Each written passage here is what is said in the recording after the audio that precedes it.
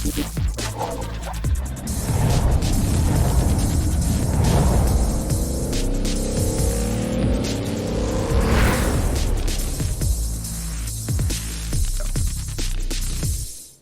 welcome everybody to Indianapolis Motor Speedway for the PTSD Foundation of America 250 at the Brickyard for the Max Pappas Innovations Cup Series. My name is Warren Keith.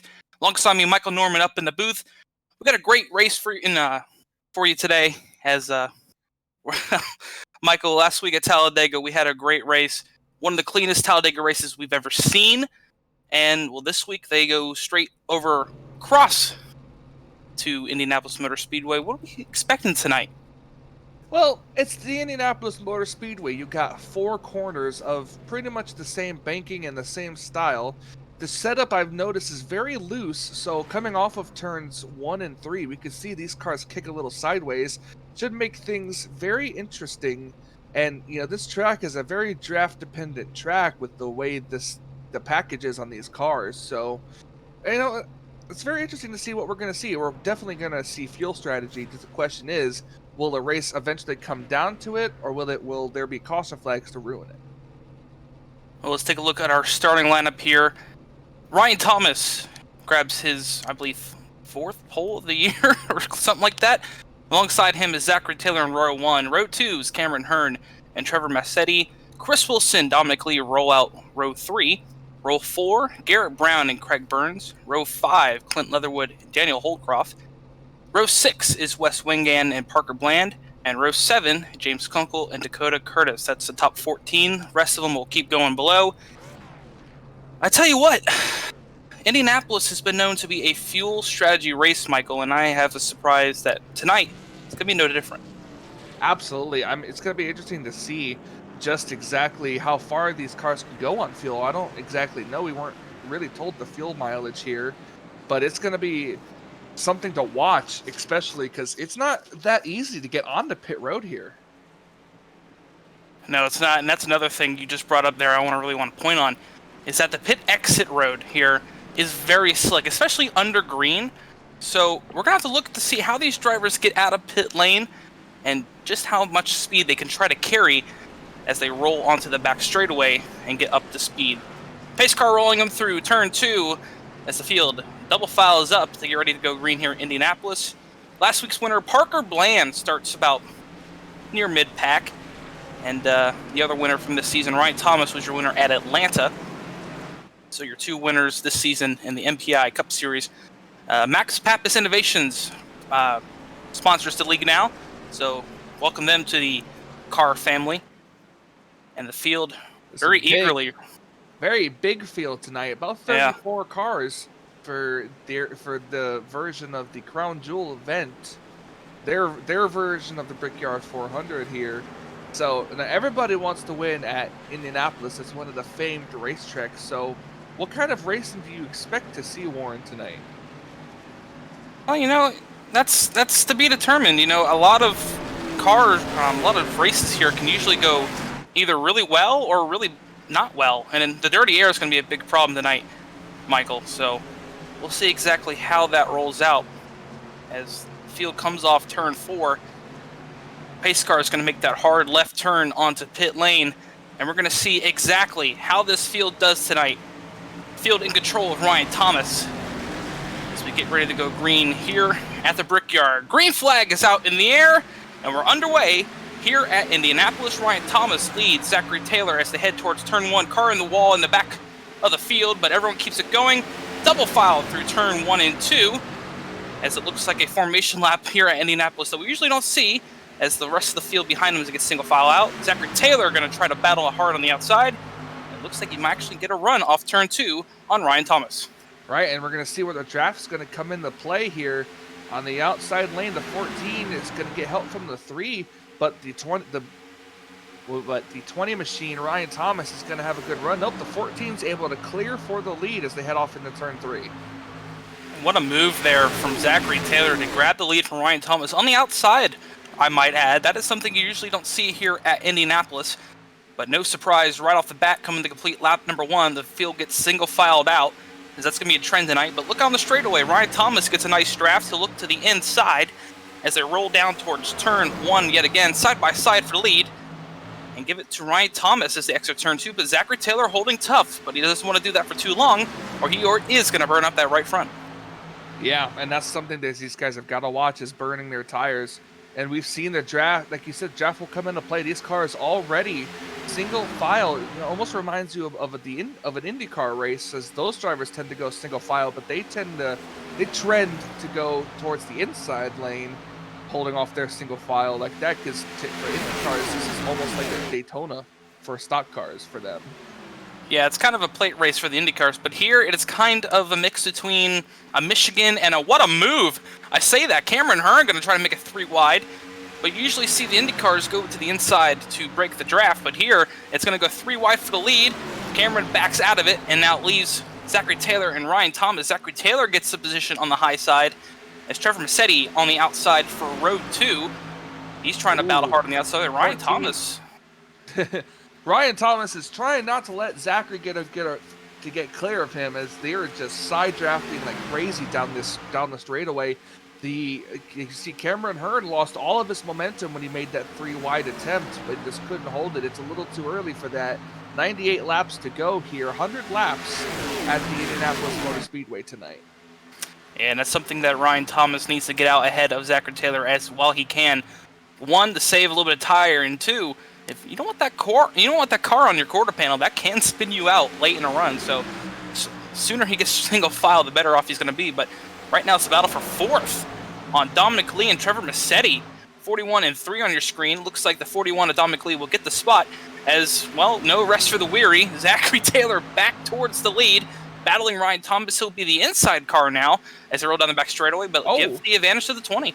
He tried to come up and break the draft, but the 32. Cameron Hearn just with the draft. I mean, we told you the draft's going to come into play here, and he's just able to go. Oh, the 20 overshot the corner there, and that's going to he's going to drop a lot of spots for that mistake.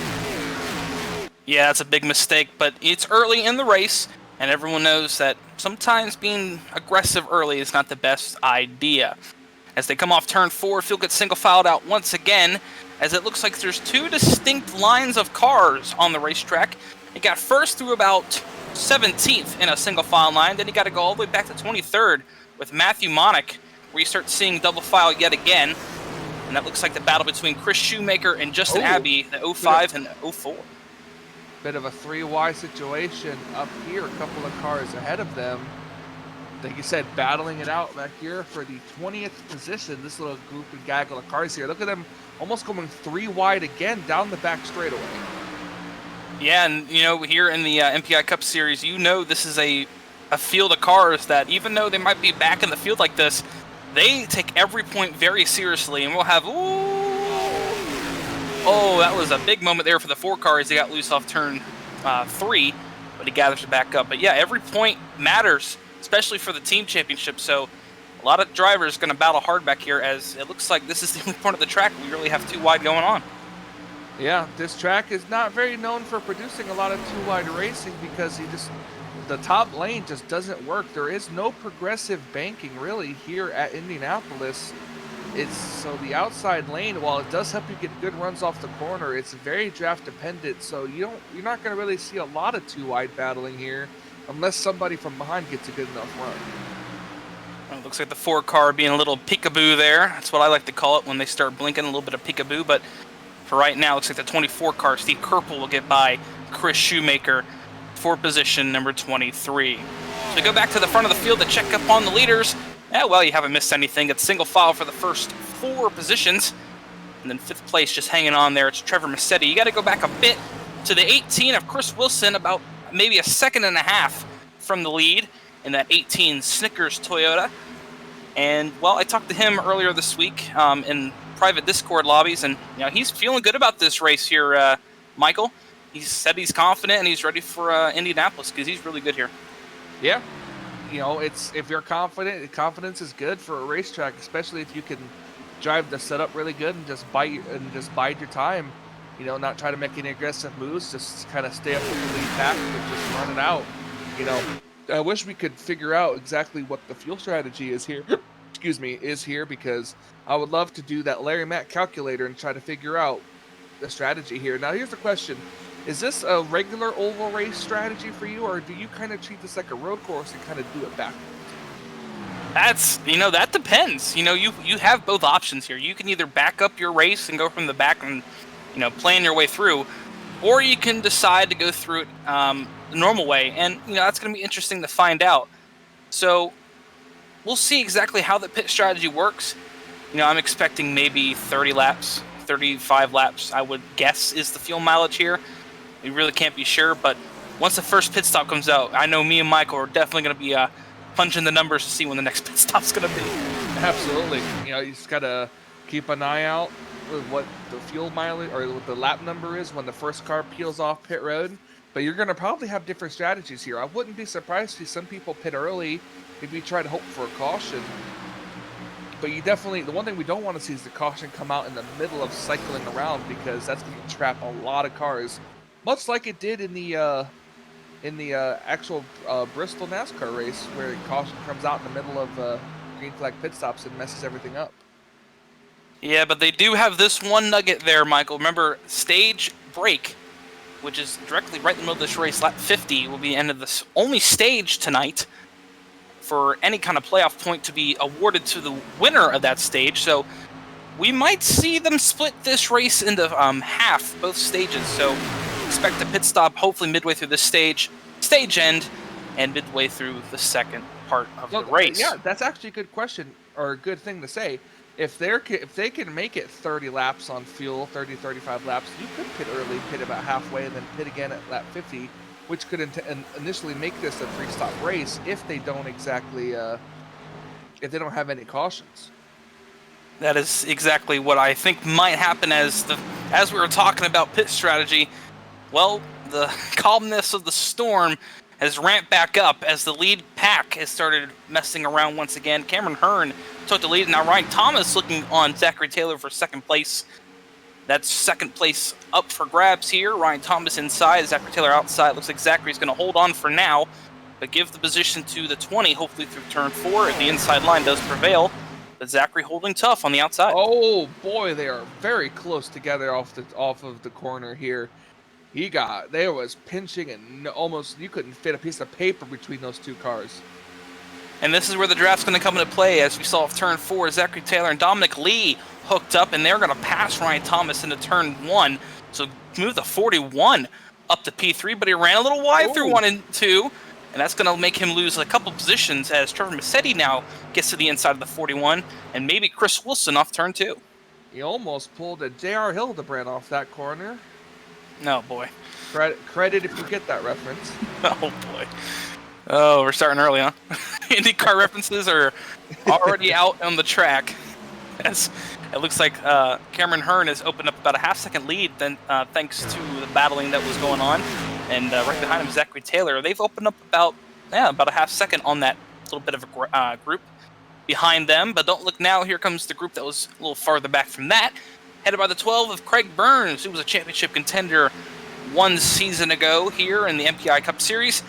Making his way to the front, P7 for Craig Burns, but not too far ahead of him is that battle for 3rd to 6th. Yeah, and that's exactly what he wants, is those cars to battle in front of him.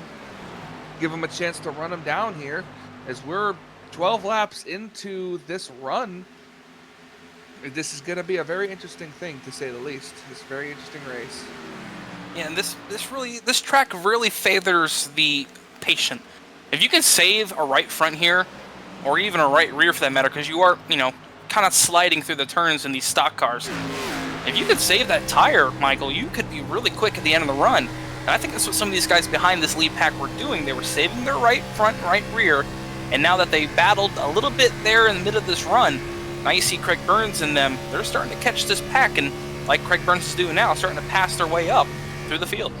Yeah, we're riding on board with Craig Burns right now as he makes the pass. Going off into turn 1 here, he's now moves himself up to the 6th position. We saw him get the good run off of the corner, and as soon as he got right to the back bumper, pulled it to the inside and did the slingshot, which I think is going to pretty much be the only way you're going to be able to really make a pass here, is to use that slingshot method. Well, as they roll down into turn 3, Looking through the field, not much going on. Everyone seems to be a little single-filed out. And that seems to be the trend we're going to see today at Indianapolis, which is statistically for the MPI Cup Series, the least cautions they've had in a race was here at Indianapolis 1 season ago. 2 cautions were the count at Indy, as Cameron Hearn has now opened up a 1.6-second lead in that number 32 Raise Energy Chevy Camaro. And, you know, he's one of the drivers from their butt kicker Xfinity Series, Michael, who really showed promise. And now, ever since he's moved up the Cup, he's starting to prove that that wasn't a fluke back there in the Xfinity Series. Yeah, the Xfinity cars I've driven a lot of times here on iRacing are really one of the toughest stock cars to drive. Oh, and speaking of that, we have a caution. Caution out on the speedway. Trying to see exactly where it was. Looks to be a little bit farther back in the field. Could it be the number 5 machine? Trying to get an idea here on It looks to be the 5 machine, as he's missing his whole front bumper. Yeah, it was the 5 machine. And it looks like just a single car incident, Michael. Yep, he got, just as we said, he hit the wall, and it just turned him straight down the inside wall. He comes back up the track, and the officials deemed that too dangerous, and the caution flag was thrown. I guess that throws out the fuel strategy here. The question is, would you, obviously you'd pit now, right? You'd think so. Lap 15, you know, we're about a third of the way through this first stage. Remember, it's a 50-lap stage, and you're going to want to make a pit stop at least somewhere in the middle of it. I think it's too early. I think you just go with your gut and pit middle of this stage. Because if you pit now, you might have to pit again by the end of it. Now, that's the question is it too early? You can go roughly about, let's say you're right, and you can go about 35 laps on fuel. That puts you right now to the end of this stage if you pit this time. I guess what it comes down to it is how many caution laps do we get under here? Because you can also wait till almost the 2 lap to go mark to come down pit road and get your fuel. That's... You know, I really haven't even checked that. Like, I don't even know if the super speedway pits, you know, rules apply here, as we're starting to see cars hit the pit lane. And there you go, Michael. A couple decided to stay out, but majority of the field is making their way down pit lane here, headed by Cameron Hearn. We'll get to the drivers who stayed out in just a minute, but right now we're taking a look at pit stops on your screen. Yep, keeping an eye on it now. We're going to see who's going to be able to come off of pit road as the race leader. It's going to be a 4-tire pit stop. Yep, looks like everyone's getting 4 tires. Might have a couple 2 back in the field. Oh, the 12. The 12 machine took 2. Oh, and he just, I think, was that the 3 car just ahead of him? Yeah, Massetti won the race off pit lane. It's barely right there. Pit lane. Now this is where it's going to get hairy right here, Michael. The rest of the field coming off. It's a very tight pit lane. But it looks like everybody gets off cleanly. Here's the question. You take 2 tires, that's not filling your car up completely. Compared to getting 4 tires, so. And like I said, maybe they think you're going to have to pit again anyway from here if you do pit now. So, you know, maybe take the strategy call, get some track position, see where you're at. As drivers who did stay out, by the way, Michael, real quick, before I didn't mean to cut you off. Daniel Holcroft, Parker Bland, and James Kunkel were the drivers who stayed out on track, 2600 and 91. As well as the 5 car who was involved in the accident. I don't think he did not go a lap down, so he's up there in the 4th position. I do not think these drivers get fast repairs. No. So, yeah, the 5 car should be coming down pit road this time. So I guess this would be a good time to go ahead and take our first commercial break of the evening, as you're not going to miss anything, as we're going to go side by side here tonight.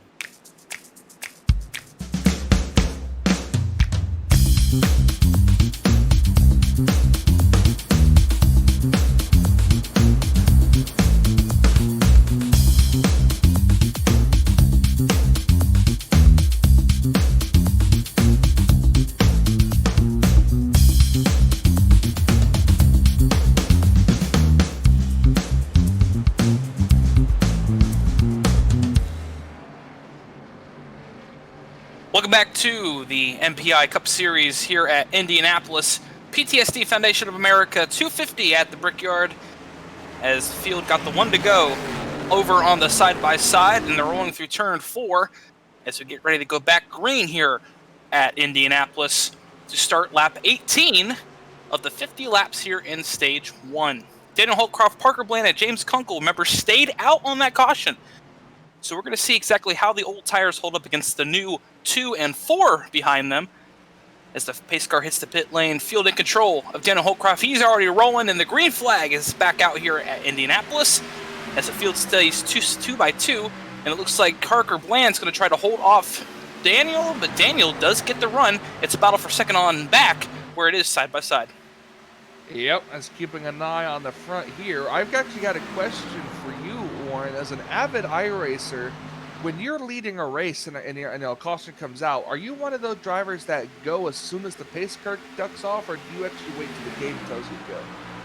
Depends on the track. You know, you could play mind games with some of these drivers as the battle for third place is on, but for right now, it looks like James Kunkel is going to hold on to that. But no, actually, Cameron Hearn goes to the grass a bit to get that position. Saw him get a little sideways there, as it looks like the 4 tires have been the best. Yeah, Look at the runs they're getting. Yeah, those 4 tires are definitely going to roll in, but if they have to pit again, that one stop that some of these drivers are doing might pay off. But yeah, it depends on the track, because you can play mind games with some drivers. You know, you can go here or there throughout the race and really mess up with some of the drivers. As wide through 1 is Daniel Holcroft there. About scared me, because we've seen drivers go wide through 1 and smack that outside wall. But it looks like he gets away cleanly. Another car in the back, that's the 12 machine. He went really high in turn 2. Craig Burns got loose in turn 2. Absolutely correct. And that's going to lose him a ton of track position, as it's side by side for about 5th now. It's Parker Bland ahead of this battle. That's Garrett Brown, Dominic Lee, and James Kunkel now falling on those old tires as they roll through turn 4. Yeah, they are really dropping back. So even the drivers who took 2 tires on that pit stop, they're regretting their decision.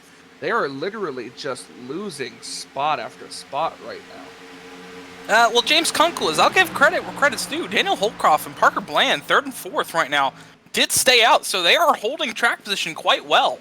And, you know, I don't think it's going to last very long, because here comes Garrett Brown, you know, proving me wrong as he always does. Oh, Dominic Lee gives the bump to Parker Bland, and that's going to lose a ton of momentum, as now here comes Chris Wilson in the field on the inside of the 41 as they rock down the back straightaway. Is that 3 wide I saw? Yeah, almost. This is a very momentum track. This is a momentum-based track. If you lose your momentum, you're going to drop at least 5-6 spots. You've got to keep the momentum up with these cars. Otherwise, you're not going to go anywhere. And just because of that momentum loss there, Michael, Dominic Lee has dropped from that last lap almost 5 positions, make that 6 and 7 as 3 wide down the front straightaway. As I don't know if Dominic Lee has a problem or a little bit of damage, but he's falling off the pace a bit there. Michael's head down towards turn 1. He's about to get swallowed up by the pack behind him. Well, Chris Wilson! He's going to back up on the track. And that's going to cause the caution to come out. That's our 2nd caution. That's going to save a lot of these drivers that took no tires and 2 tires here, as they could probably now make it to the rest of the way on the stage. So we're going to quickly look back here at what happened to the 18 machine. Did he get help, or did he just lose it? Looks like he might have just lost it. He got help. Cordy Jordan ahead of him smacked the outside wall, and unfortunately Chris Wilson was an innocent bystander. And I am amazed no one hit him as he rolled back up the track. Amazing job by the drivers here in the MPI Cup Series to avoid the 18 car stranded in the middle of the racetrack. Very nice job, but Chris Wilson has some serious front end damage on that Snickers Camry.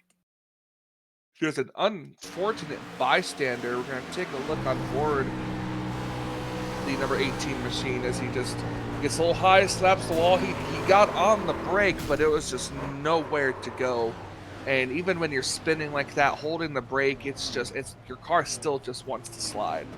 Yeah, and what a sight that is from the inside of the 18 car, seeing that field coming at you. But nonetheless, Chris Wilson is, limping into pit lane, and his team will take alert at that 18 Snickers Camry. and start repairing whatever they can on it to get him back on the racetrack. But And that since was a hard impact to the inside wall too. it was, yeah. With no fast repairs, that could very well spell the end of the night for that 18 machine. Second caution of the day out here at Indianapolis. Cameron Hearn, your leader. Ryan Thomas, Garrett Brown, Zachary Taylor, and Daniel Holcroft round out your top 5. Let's see if we pit again here, Michael. Yep, couple to do. Like it. Yeah. Oh, the 20 car. Oh, there we go. I thought, oh, man. That was a good fake. They're getting us up here. I thought everyone was coming down, but Zachary Taylor decides to stay out as, a little bit of contact about deep in the field. But the rest of the field does come down pit lane again for the second stop of the night for most of these drivers. Well, this is a very narrow pit road, so unless you're riding directly in people's pit stalls, it's going to be a little difficult. And update as there is pit stops on the racetrack right now. Chris Wilson has parked it tonight. Damage was a little too much from the fix, so 18 Stickers Camry is now out of this race in the garage. It's a very, very tough break. Just an innocent bystander, and then that just to have that happen to you. Yeah, well, that's Indianapolis there, Michael. You know, you get caught up in other people's stuff sometimes. Yeah, that's any racetrack, though, I should say. I shouldn't just say Indianapolis. That's every racetrack. Yeah. But, yeah, here's an interesting top 5. Or in top 4, I should say. A couple drivers stayed up deep in the field. Zachary Taylor, Wes Wigan. A couple new drivers. I'm getting used to the names. Daniel Worthington and Joshua Abbey all stayed out under this caution. You're going to have to see how that's going to treat them. We saw what Fresh Tires did, but that was, what, about 2 laps, I think? No, that was at least like 5. That'd have been at least like 5 laps or so from the restart. Well, we went back green lap 18. It was 3. The caution came out when they hit lap 21. So about 3 laps on their tires. Is that going to be enough to still be like brand new, or are the 4 tires going to really come into play? Well, this is the first chance we're going to get to see that tonight. And, you know, that could prove weary late in the race if we get a couple cautions in a row, you know, if you pit or not. So, I don't think the 4 tires, Cameron Hearn comes back down pit lane. A closed pit lane? Yes, yeah. We'll have to check up on that. That was a closed pit entry there for Cameron Hearn, so penalty coming for the 32, more than likely. The pace car lights are off here, so we're going to be going back racing this time, and we're going to have about 26 laps to go in the stage. That got me now. Maybe Cameron Hearn's got something wrong with his car. I don't know, but like you saw on your screen, ladies and gentlemen, thanks to iRacing updating their service, we got to see the pit lights were flashing red at the entrance of pit lane there, and that was a closed pit entry for the 32 of Cameron Hearn. Absolutely. And it's going to be interesting to see what's going to happen and come of that, see if maybe he can charge his way through the field. Yeah, we might have to see a penalty also be served, but we'll figure that out once we get back green, as you'll probably see him in the back of your shot coming off pit lane here in a moment. Let's get a loop of your top 10 before we go back green here at Indianapolis. Zachary Taylor, Wes Wigan, Daniel Worthington, Joshua Abe, Garrett Brown, Ryan Thomas, Dylan Hastings showing his first top 10 of the run tonight. Dominic Lee, Clint Leatherwood up in the top 10 for the first time, and Dakota Curtis in the number 11 Toyota Camry in 10th place. Rounds out your top 10. It's been an interesting first 25 laps. You had to go and talk about the caution flags, and now we're getting them. Hey, cautions breed cautions. Even in Indianapolis, it might take about 5 laps, but you might get another one. Yeah, let's not talk about cautions anymore. I don't think that's... I'm so used to calling them because of the first couple of weeks. They had a couple cautions in a row here. But tonight, it's been very tame, very good. And the drivers are showing the maturity levels have gone up since Atlanta. Pace car hits the pit lane. We're getting ready to go back green. Zachary Taylor in control of the field. And he's going green flag back in the air. We're back under green here at Indianapolis. A good restart from the 14. He'll jump to 25 in turn 1. And it's battle for a third on back, which is still second double file as Joshua Abe and Ryan Thomas battle a little bit farther back. Ooh, someone did not get a good turn there. I believe that was the 33 machine. No, it wasn't. It was somebody else there. The car on the inside there could be Joshua Abe. I probably said that wrong, and I apologize. Is it Abby? I think it's Abe. I think it's Abe. Abe. I'm gonna go with Abe for the rest of the night. I'll probably get yelled at after the race, but We both probably will. I apologize for. I'll just say this now. I apologize for that. But the 05 machine, I think, did not get through the turn. He was one of the ones that stayed out, so he's probably dealing with his tires right now, and he's gotta wait for him to come back up to temperature. oh, wreck in the back. Craig Burns' car back across as James Kunkel, and he'll collect one other. But that was a big wreck in the back of the field for the 91 and the 12, as we're wrecking again after the yellow Cordy Jordan involved in the secondary wreck, and he'll instantly tow back to pit lane. But big wreck of turn 4, and that'll bring out the third caution of the night here at Indianapolis. See, you just have to keep talking about him. How you know? Maybe you're right. Maybe I should shut up. Exactly. Oh, dear. That was a big hit for James Kunkel off turn 4. He got collected by Craig Burns. And the 91 machine got onto the apron, slowed way down in front of the 12 machine, and 12 just had nowhere to go. Yeah, unfortunately for Craig Burns, it doesn't look like there's much damage on that number 12 Menards Chevrolet, and that explains the secondary wreck. Cordy Jordan had no steering on that car after the contact with James Kunkel coming back across the track, and just spun him out on the front straightaway, and that ends his night, unfortunately, as well, as he towed the pit lane. That was a hard impact to the inside wall for that 91 machine as well. Yeah, I'd say so. It shot him back across the racetrack, and there's no safer barrier there either, I don't think. I think that's just a concrete wall. So, yeah, big impacts here at Indianapolis are nothing short of common when a wreck does happen. Not much safer barrier other than the outside of the turns here. More interesting strategy. We're 25 laps to the end of this stage, and they are coming down pit lane again.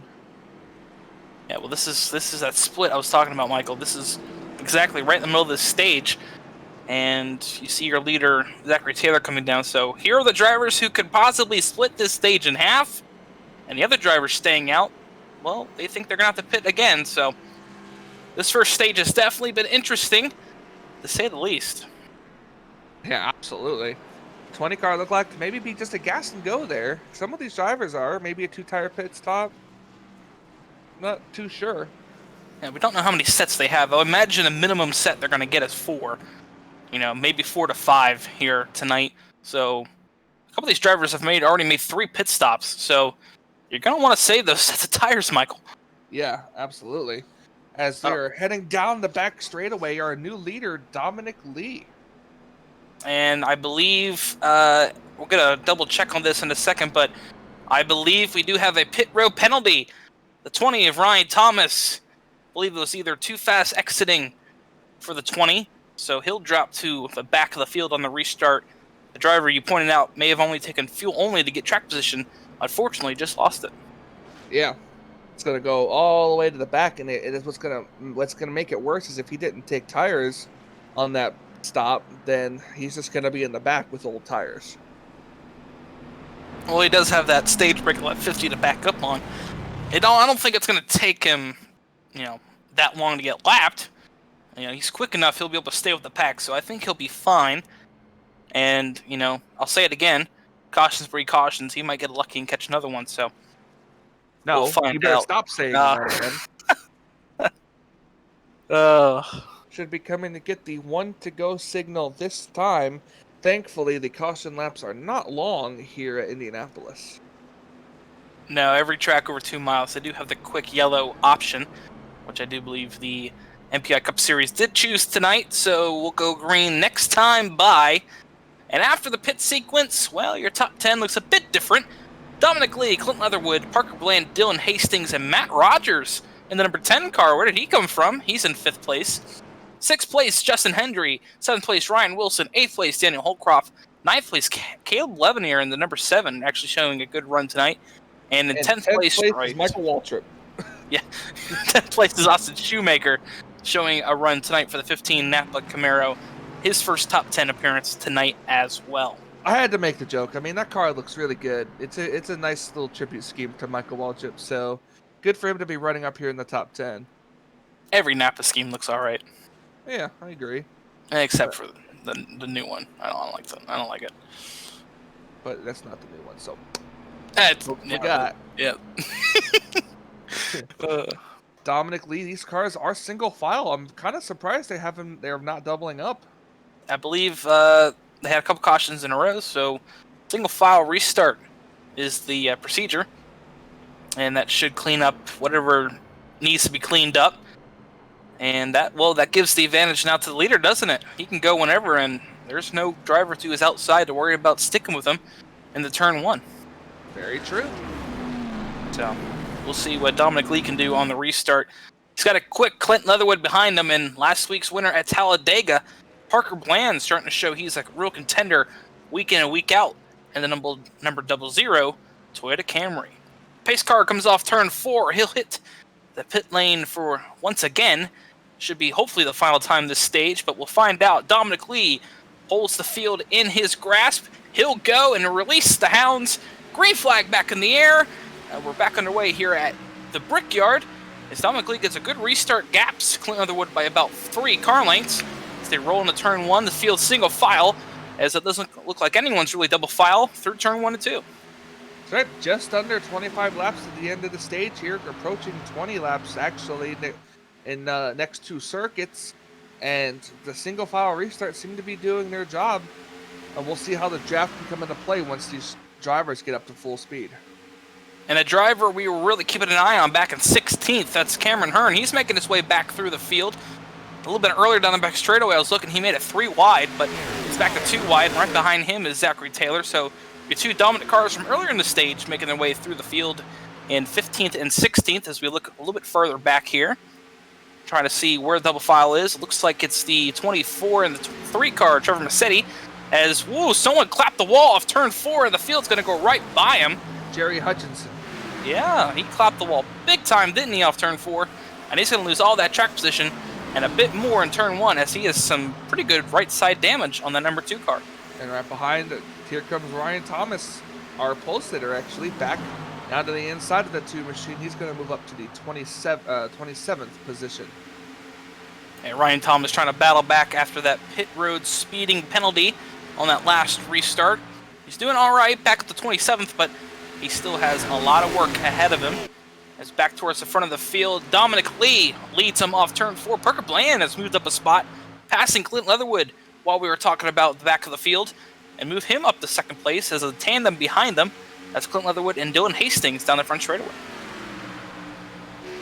A ride on board the nose cam of the number 15 of Austin Shoemaker as he heads off into turn number 1. Yeah, no, Austin running 10th place there. Good run for that 15 Napa Chevrolet. We documented that before the green flag went back out. That was a good run for Austin. So, some drivers we usually don't see in the top 10 starting to show their nose a bit here in the middle to end of this stage. So what do you say? Is it too early, or do you want to try your idea out? Oh my lord! The 15 got a heck of a run there. Ryan Wilson actually clapped the wall there on the mid part of the corner, which is the short chute here, as it doesn't look like much damage to that gold Napa. This is a very more interesting camera angle now. Yeah. But it looks like all the damage is all right on that 50 Napa Chevrolet, as he'll keep rolling on. As we look back towards the front, looks like Clint Leatherwood trying to make a move on Parker Bland. I don't know if it's too early or not there, Michael. I don't know. That's a good question. I mean, it's up to you if you want to try it out. Oh, dear. No, we'll keep on going with what we got here. As Parker Bland, there we go. Yeah, Parker Bland starting to show that Talladega win was a fluke. Wasn't a fluke at all. And he'll roll to the front of the field, going to put some laps down for the leader, Parker Bland, out front here at Indianapolis. Boy, and he got away in a hurry. Yeah, and he didn't pit that last caution either, so that is just pure speed on that 00. Saving his tires. And that's another thing, Michael, like I said earlier, if you could save that tire, later in this stage, Clint Leatherwood gets close. Yeah, I was going to say, he just got real high off that corner. That's all comes down to getting in the gas too early. Your car's not fully committed, and you get on the gas to make it commit. It's gonna not do it. I'll tell you that Exactly. much for sure. Exactly. And through turn 4 there, you saw it maybe in the back of your screen, I did. Danny Holcroft clapped the wall off turn 4, so the 26 car with a little bit of right front damage is... Clint Leatherwood keeps getting closer and closer to that wall off these short shoots, Michael. He's going to eventually hit it. Yeah, eventually is the key word there. But he's starting to run a different line than we've been seeing here, Michael. He's starting to run just a bit higher in the corners that I think we're used to seeing here at Indies. Look, he's not down on that white line. He's running a bit higher than that. And I don't know if that's a line that is really working for him, but for right now, that's what he's running, is about that second groove. Yeah, and that's very interesting to see. I mean, you see these, it looks like it's costing him as he's losing ground to second place right now. And then he's got the number 9 of Dylan Hastings right behind him. He's going to try to make a move, go down on the inside here now too. Could have just been a bump out of the groove now. He just got to get, he's got to refocus now, try to get back into the swing of things here, but he's losing another spot. And that's the thing we talked about earlier in the run, is that, if you wear the right front out, you'll get tight.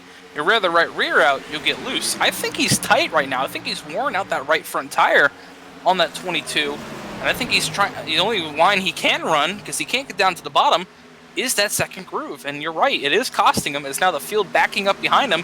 It's double wide. Ooh! Oh, and sideways is the 28 down to the inside wall. Bang! Hard impact for the 50. He'll come across the track, and the secondary contact as the field clabbers in. Oh, Ryan Wilson involved. I see the 28 machine to Ryan Thomas there. involved into 20. Oh, that is a tough break for Ryan Thomas. Only if that pit road speeding penalty didn't happen would he be back there? That's the question. And now it's cost him with damage on that. Oh, that was 20. secondary. I think that was secondary contact too. He's slowing down for the incident. He's all good, and then someone just turns right up into him. Yeah, but like I said, though, if he didn't have that penalty, would he be that far back and maybe in risk of that?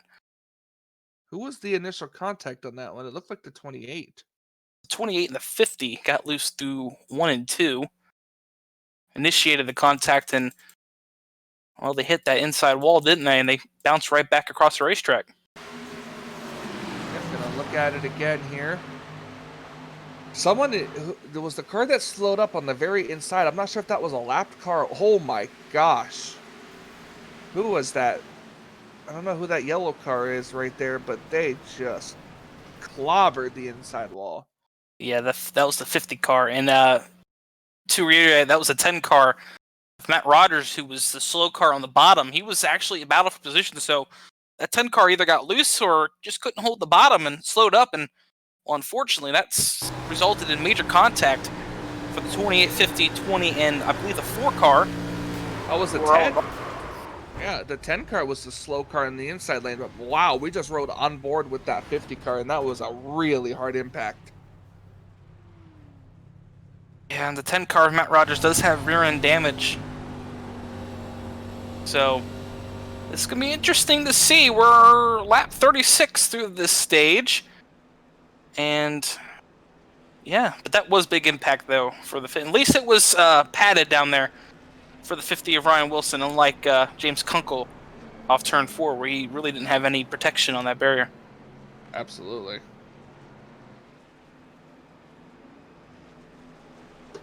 But it doesn't look like we have any takers on pit road this time. Maybe deep in the field we do, as nope, only taker is the 50. So Ryan Wilson going to come down and fix damage. Yep, looks like this would be a good time to take our second commercial break of the evening. With no takers down pit road, we're going to step aside and be right back for the restart.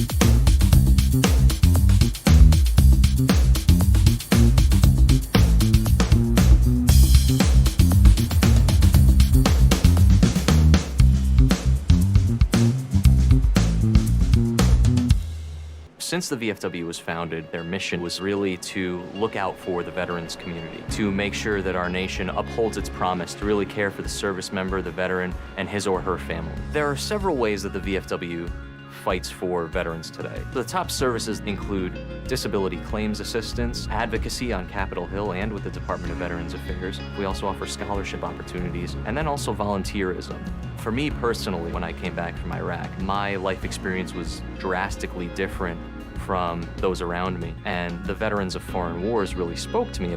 The reason I would encourage veterans who have served overseas today to join the VFW is because this is your organization. The VFW is for veterans. Every generation, a new generation of leaders steps up in the veterans of foreign wars and fights for the veterans community. The Veterans of Foreign Wars. No one does more for veterans. For more information on the VFW, go to ahctv.com/sacrifice.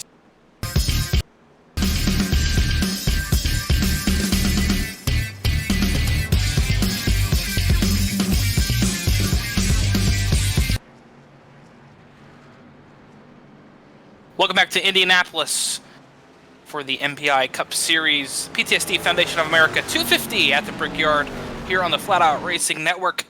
Pace cars lights are out, and Parker Bland is in the lead still. Amazingly, he is showing speed tonight. And like I said earlier, trying to prove that Talladega win wasn't just a plate win, and maybe more than that, a championship contender possibly in the works. Pace car hits the pit lane. Parker's gone on immediately. He doesn't even want to wait for it. Green flag in the air. Back underway here at Indianapolis. And that's going to string out the field a bit. But, oh, was that a car off in the back? Indeed it was. Caution back out. 13 car around on the front straightaway. And we're going to restack it up and do it all over again. Oh, man. That's the downside about single file restarts is the stack up, because stuff like that happens. One person anticipates the restart, and then they have to slam on the brakes because the person in front of them isn't going, and then there's just a big pile up. Yeah, and that was something almost like what we saw at, oh no, that wasn't any part of the stack up. That was, I don't know what you call that. Maybe he was, that's weird, because he just turned dead left, didn't he? I don't understand it, but the engine's blown on that 13 car. For Jerry Culver, had high expectations tonight. Unfortunately for now, he is slowly. I think he ran to the back of the 12, or like the last minute ran to the back, and he tried to turn away, and it just kind of forced him down to the inside pit wall there. Yeah, I don't know, but unfortunately, that's going to bring out a caution yet again, and restack the field and get us going here at the Brickyard. And well, not much. We can really say not many drivers lost their game positions there on the restart.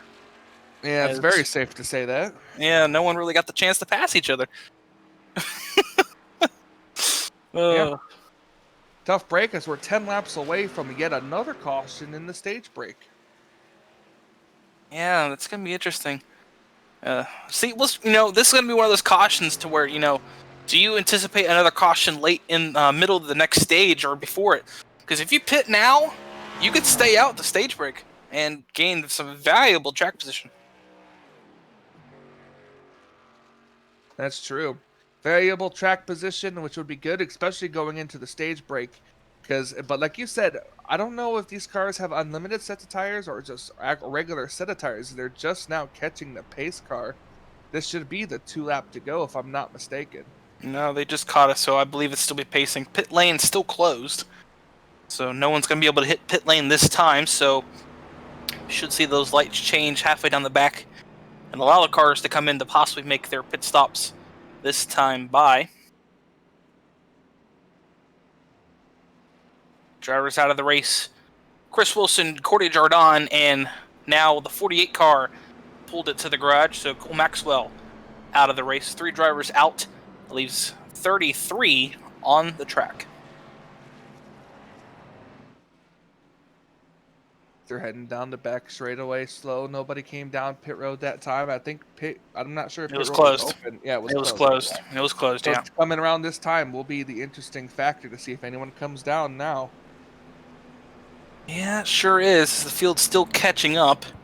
That's the bad thing about a caution right after a restart. Takes us about a lap and a half here, Indy, to get everyone back in ordered fashion. But in that move, it looks like everyone's going to get back single file in their positions, and we should be able to open green flag this time.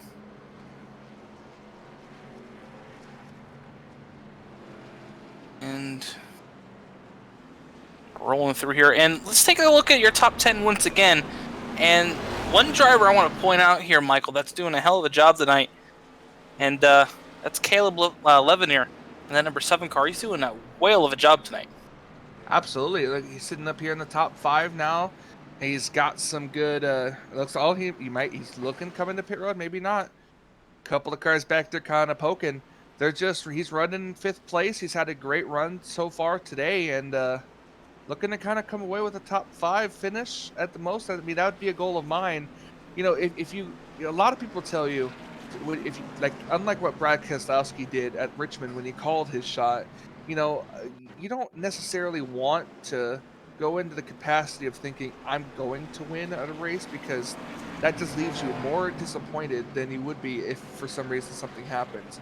So for a driver like me, my mentality is to set a goal, whether it's to finish top 5, finish top 10, you know, and if you feel like you're good enough to win the race, then set your goal as to win. So I feel like his goal could be, other than to win, would be to get a good top 5 finish, because that's a good points day for that number 7 machine. Update as we got the 1 to go. Pit road didn't open under this quick yellow for any drivers, so everyone's going to be able to stay exactly where they are on the racetrack. Quick update, Ryan Thomas pulls it to the garage in the 20 car, your pole sitter, and one-time winner this season is now out of the race, leaving now 32 cars out making circuits on the racetrack. Must have been too severely damaged, and I do not blame him one bit for making that decision. Yeah, unfortunately, that is not bad, but not good for Ryan Thomas, as he came in here with a pretty good points cushion compared to the cut line, which we'll get to later in the race. Hopefully, we'll talk about that cut line, exactly where it's at. But this driver leading the race right now, Parker Bland, does have that 1 win to his name, so effectively he has a shot to make the playoffs due to that win. And right behind him is a driver hungry for a win, and that's Dominic Lee. Dylan Hastings, Clint Leatherwood, and Caleb Levenier is your top 5. Pace car hits the pit lane. Parker Bland in control of the field once again. Will try to do it again. Green flag in the air, and Parker Bland gets away as the drivers in the back. Looks like we're all going to get away nice and clean. And into turn 1 they go. A little bit of a gap now from about 4th to 5th as the first 4 rocket down to turn 1 and 2. And they've got about 8 laps until the stage breaks, so we're going to have to wait and see. And let's wait and see what happens in this little 8-lap shootout. Can Dominic Lee catch Parker back and pass him? It looks like he's about to do that. Indeed, got a great run off turn 2, and now looks to the inside. Dominic Lee in the 41. Will he get the position of Parker Bland?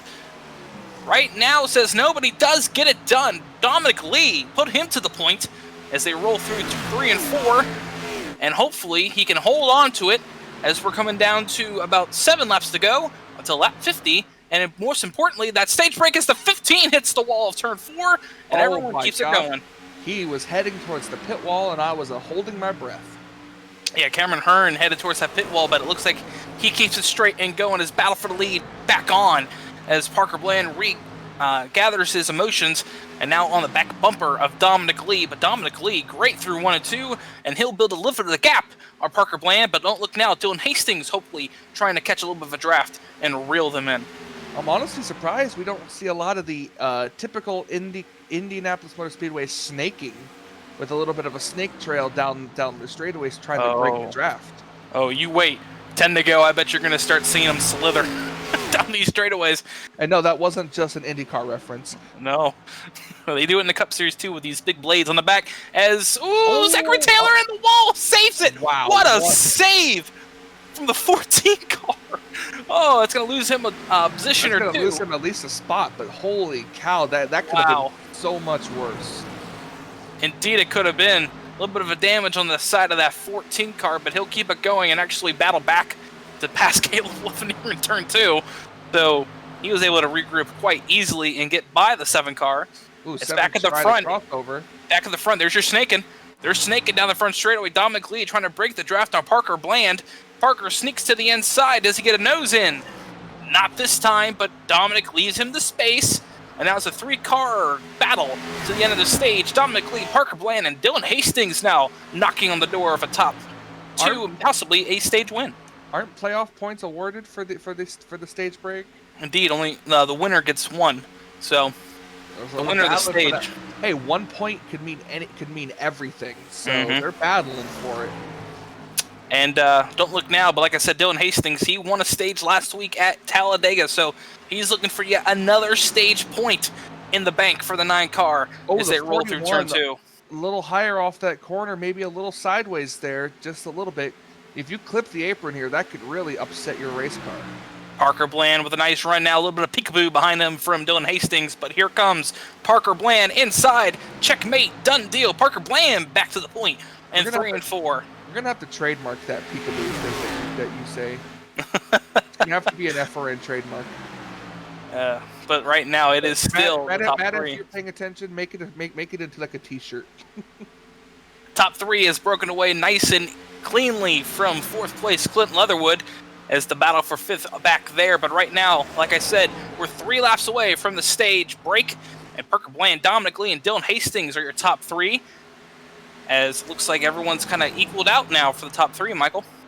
Yeah, it seems so far. Seems about it so far. The top 3 pulling away a little bit. You got look who's back up in the 4th position there. Clint Leatherwood in the 22 car. It looks like he's got his car kind of under control now and has made his way back up to 4th position. Indeed, and right behind him, don't look now, but it's not going to have enough time to get to the top. But coming back from that pit entry that he did have, Cameron Hearn back up to 5th place. So the 32 car, who was strong earlier in this stage, the is now 41. Dominic Lee just had a moment off of turn 4 there, and he's going to lose him to 2nd position. Now that puts Dylan Hastings back up to 2nd place, trying to chase down Parker Bland. 2 to go at the line. And Parker Bland actually opened up a 3 to go. My mistake. Been so excited. But Parker Bland has actually opened up a bit of a gap now over these 2 as he extends his lead over Dylan Hastings and Dominic Lee, who are now battling for 2nd place. Yep, keeping an eye on it here. Those 2 can just kind of draft together. They might be able to reel the 00 back in. That seems like that might be what they have to do. It's going to be interesting to see exactly just how much time he does lose battling for position. As they come off turn 4, Parker Bland does lead it, but look at Cameron Hearn. He got past Clint Leatherwood. Like I said, I don't think he's got enough time as a car smacks the wall a little bit back there. I think that's Caleb Levenier. No, I'm sorry, that's Steve Kerpel in the 24 car in 9th place, smacked the outside wall in turn 4, and he's going to try to lose a space to Trevor Massetti as he does in turn 1. The battle for 9th under fire now as the 24 is trying to make it to the end of the stage. Yep, and they've got 2 laps to do it now. He's got to just keep it going and coming back up here for the battle. It's 2nd place here. 41 car snaking his way down. They're not really drafting together. I guess that's about all they had for between the 9 and the 41. It's about all she had for the rest of the stage. So it looks like the 00 could be on his way to winning this stage and getting that extra point. And we'll see if they call it at this lap here or the end of the next lap, but right now Parker Bland does have the stage in his sights as he crosses the line. Looks like we're going to get it at the end of this lap, so white flag out in stage 1. Parker Bland leads the way in turn 1, followed by Dylan Hastings, Dominic Lee, and Cameron Hearn might get there for a 3rd place spot if he does keep up the pace he has now as he's chasing down Dominic Lee. Keeping an eye on it right here, Cameron Hearn. I don't know, with only 1 lap, he's too far back without any drafting help. Dominic has Dylan Hastings to draft off of, so it's going to be this top 3 right here unless something happens to Parker. Through 3 and 4, Dominic Lee trying to chase Dylan Hastings. Dylan Hastings gets a little wide through 3 and 4. Here comes Dominic Lee to the back bumper. But the battle for second's going to rage off turn 4. But off turn 4, it is going to be Parker Bland. He won at Talladega last week. Zachary Taylor spins in the background, but Parker Bland is going to win stage 1 here at the Brickyard. Actually, I believe it was the 14 who actually saved it. That's Zachary Taylor. He didn't hit anything, but man, what an end to the stage. And Parker Bland grabs that pivotal 1 playoff point. Absolutely great stage win for Parker. And Warren, we've got a whole another 50 laps to go, and this would count, I guess, as officially caution number 6 of the evening. So as they're rushing to catch the pace car here, this is where we're going to see the pit road and pit strategies happen to maybe is the strong word there, set up a one-stop race to the end of this stage, or the end of this race, I should say. Indeed it does, and I believe we're going to get the call here that the caution was thrown for the stage, not for the 14 as Zachary Taylor. So unofficially, it's the 5th caution for an incident tonight, but the 6th caution overall in this race. How about we bring up our stage winner, Parker Bland from PDE Motorsports. Go ahead. And let's bring him up here. Parker Bland, this is Warren Keith and Michael Norman in the pit, in the FRN booth. You got us? Gotcha. Parker, excellent job. We know you got the win last week at Talladega, but this week showing a little bit of actual raw speed in that 00. How was that first stage for you? That was pretty fun. Pit strategy really paid off to give me fresher tires there at the end.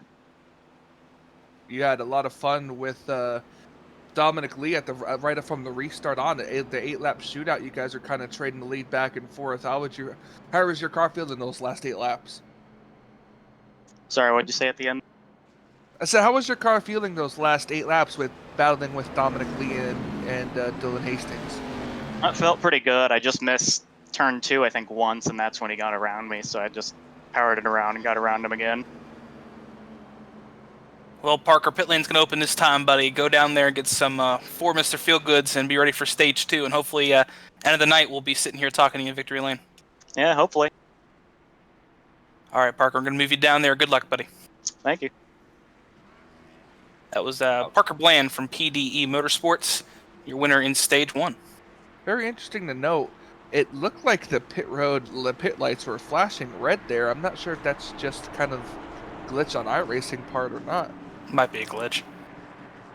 It's a new feature, so it might still have bugs. True. We're going to keep an eye on pit exit here. We're going to see who's going to come out with the race lead. More than likely will be the race lead. We're going to have to wait and see. You said four fresh tires. This is going to eventually set up. Ooh!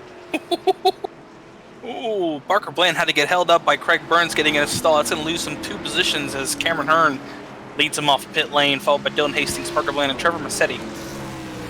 Absolutely.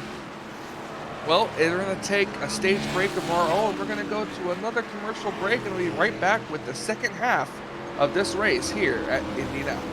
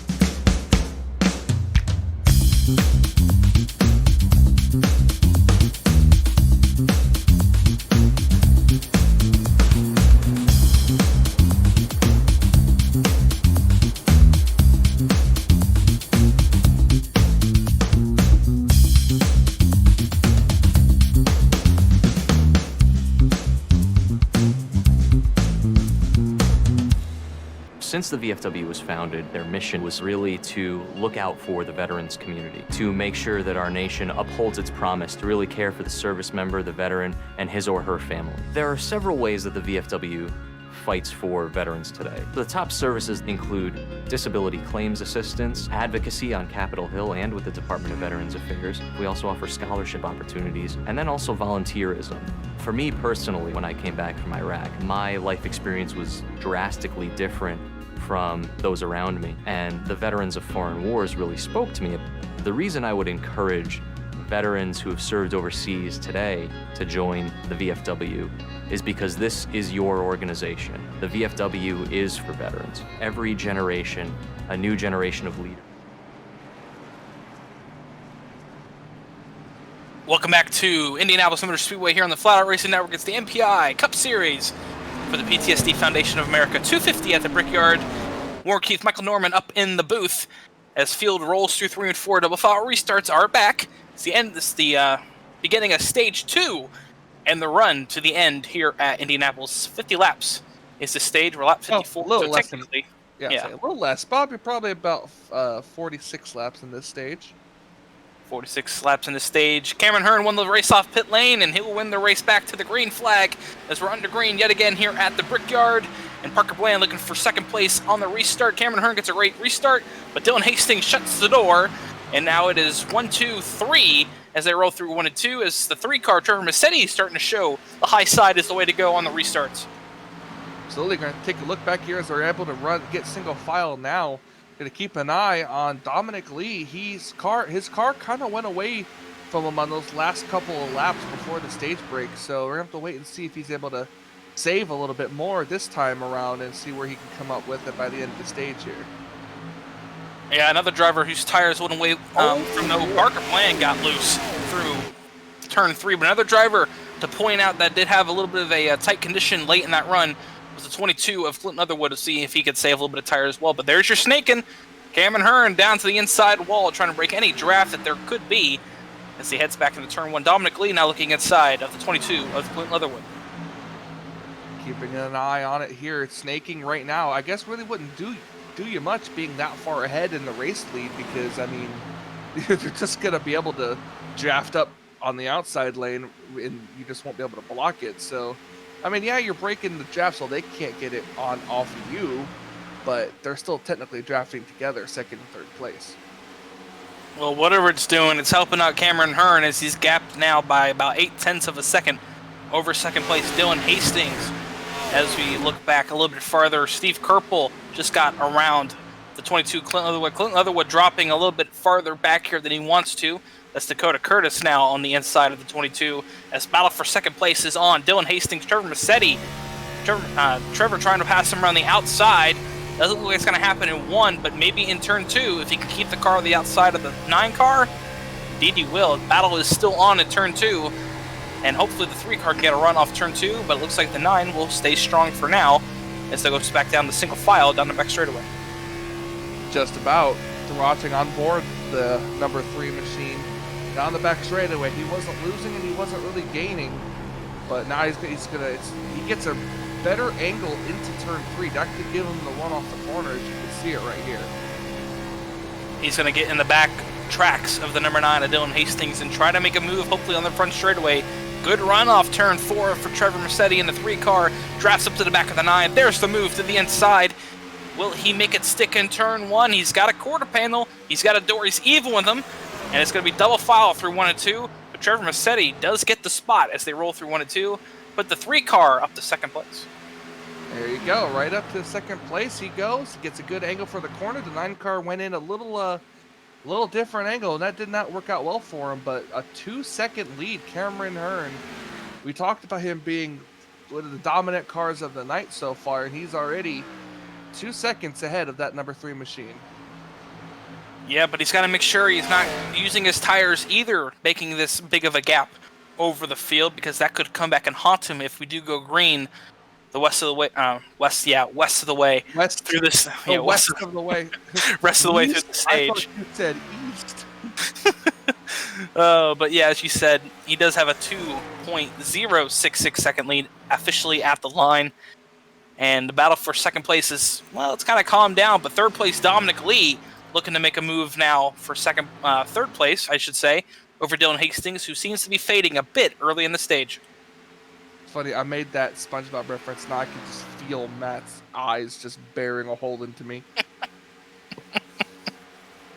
Oh, but yeah, Dominic Lee to the inside of Dylan Hastings in turn 3. That's another driver we're going to have to watch for late in this race. Dominic Lee has been showing speed.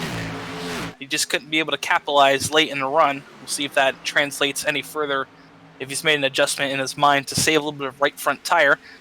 As Dakota Curtis breaking the draft over Raul Meza as they roll down their front straightaway to the inside line. But Dylan Hastings was able to power back around Dominic Lee for third place and put the 9 car back in the top 3. But the 24, Steve Kerpel, starting to show his, a little bit of a pun here, stars and stripes, as he makes his way into the top 5 for the first time today. Power of the draft. To be able to do that, it's just, that's how he was able to get back by Dominic Lee. It was just all the draft right there, and the gap is slowly increasing for a leader, so we're coming this time around for 40 laps to go in this race, and we all know that there's going to have to be another pit stop. The question is going to be is when and if they can make it that full distance. I tell you what, since Trevor Massetti was able to get away from Dylan Hastings, he's kept Cameron Hearn honest. I mean, he's not losing or gaining time. He's keeping right with your leader, 2.1 seconds back. But right there, actually, no, he lost about a 10th in turn 1. Oh, Carl loose in turn 2. Dominic Lee saves it as he smacked the outside wall. He's going to lose Steve Kerpel some positions. And now Parker Bland gets backed up by Dakota Curtis. It's almost 3 wide on the back straightaway. But big moment from the 41 as now everyone's trying to jump on Parker Bland as they roll down towards turn 3. And we watched that completely as it happened, too. Going to keep an eye up here on this little pack here. Who's that? I can't tell who that is. There's another person kind of blinking out back there. I don't know who it was peekabooing, but it was someone back there, wasn't it? Yeah, it could have been the 24. Or maybe the 37, but the 24 lost a lot of momentum in all of that. Yeah, and he was in the top 5. Now, Steve Kerpel lost 2 positions back, and Meyer back in 7th place.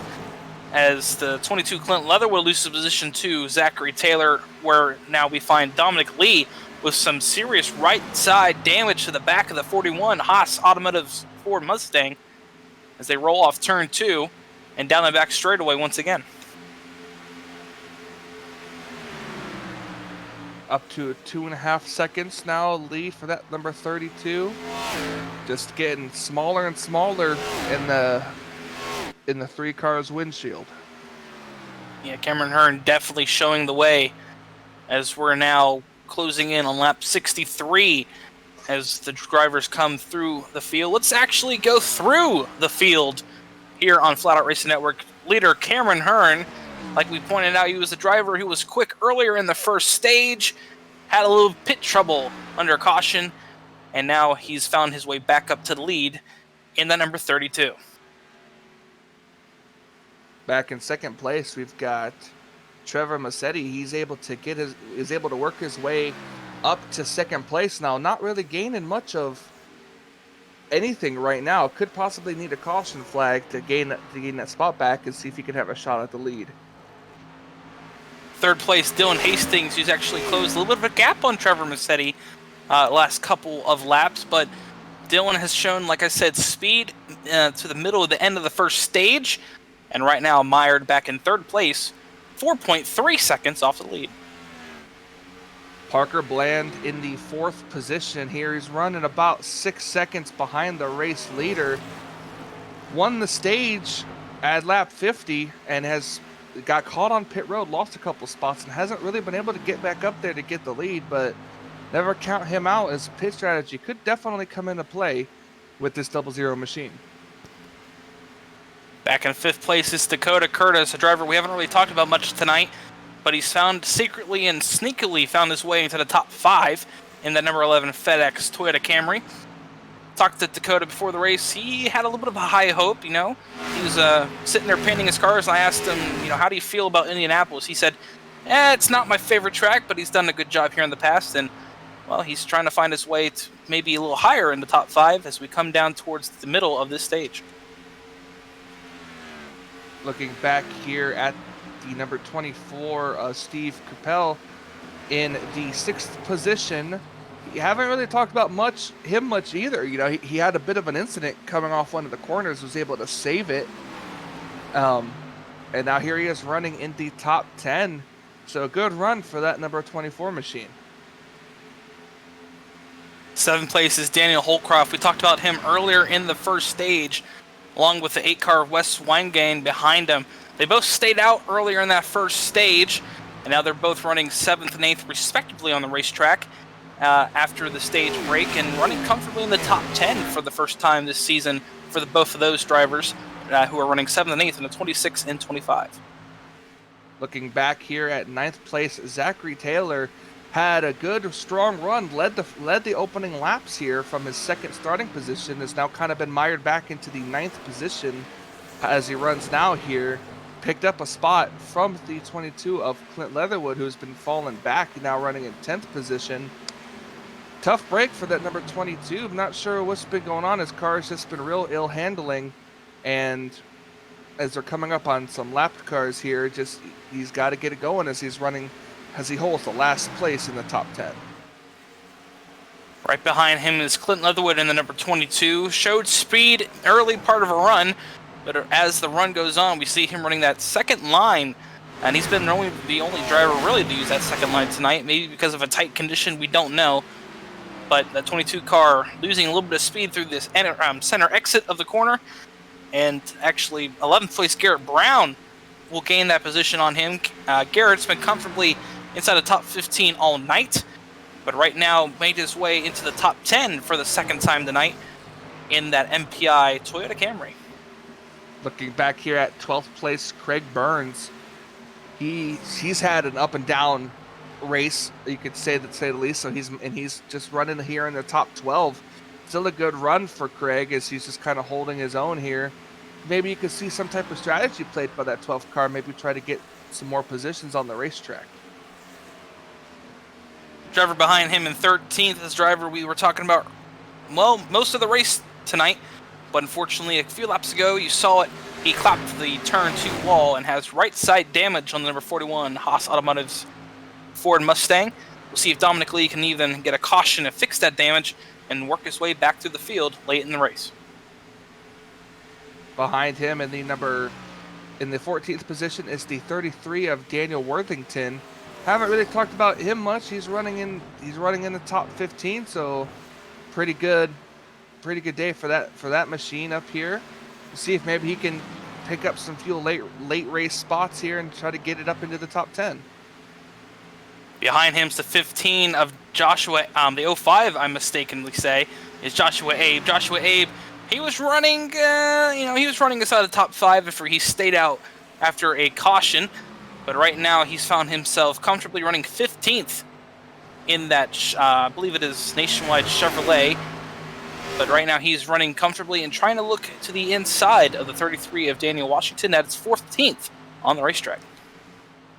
Back here, the 16 of Austin Harger, just kind of running a clean and quiet race back here in the 16th position. Not really anybody around him, so he's just kind of running at his own pace. As you see him kind of just overdrive turn 1 a little bit there. That could cost him a little bit. We're gonna see if he can kind of rally back and see where he can finish. Maybe try to get into the top 15. Behind them is the 6 and 7 car. It's Dustin Reeves and Matt Rogers, who are actually, I take that back, the 7 car is a lap down, but that's Dustin Reeves in 17th, and the number 6 car for the Rave Energy Chevrolet Camaro, as he's looking to get passed by Matt Rogers. These two have been having an up and down night. Matt Rogers, we still had a little contact late in the first stage, and well, Dustin Reeves has been mired back in the top 15 to 20 position for most of the race.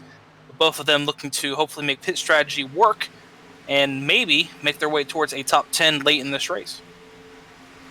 Go back here in the 19th position. That's Kip Easley in the number 27. I'm not too sure what he's been saying on the radio. Probably dealing with a ill-handling race car. just trying to keep it into the top 20 here. Maybe try to work his way up into the top 15, top 10. See if he can with that in that number 27 machine. And rounding out the top 20 is Jeff Carlson in the number 55 Ford Performance Ford Mustang. He's been running about 20th on back tonight. He was involved in an earlier incident. Barely got a nick from a car spinning in front of him. I believe it was the Kunkel incident. But right now running 20th position, and that is your top 20 rundown. As we're coming down to complete lap 71 this time by Cameron Hearn, still your leader at a 3.9 second lead over second place Trevor Massetti, and Dylan Hastings about a second and a half back from that. Yeah, and like you said, he's just been pulling away.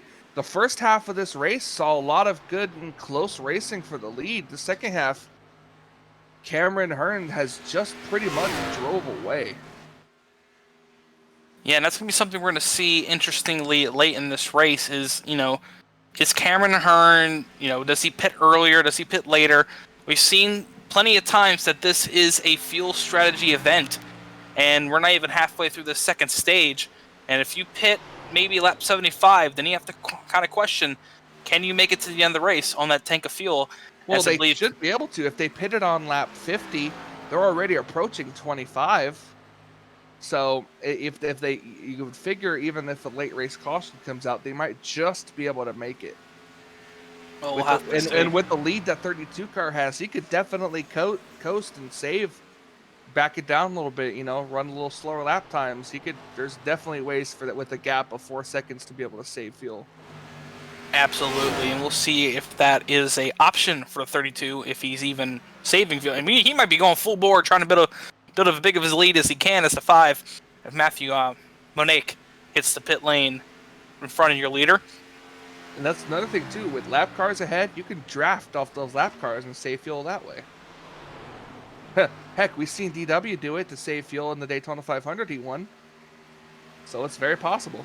It's true, but you don't want to stay behind that lap car for too long, Michael, because, like you said, the dirty air does get in the way of you trying to save a bit of fuel that you do try to save, because you're going to lose time behind that car regardless. But since we said that, the Trevor Massetti's been able to hold him at 4 seconds even, but we'll see how long that seems to go. As we're about halfway through this second stage, let's go ahead and go into a side-by-side break. You won't miss a thing here on the Flatout Racing Network.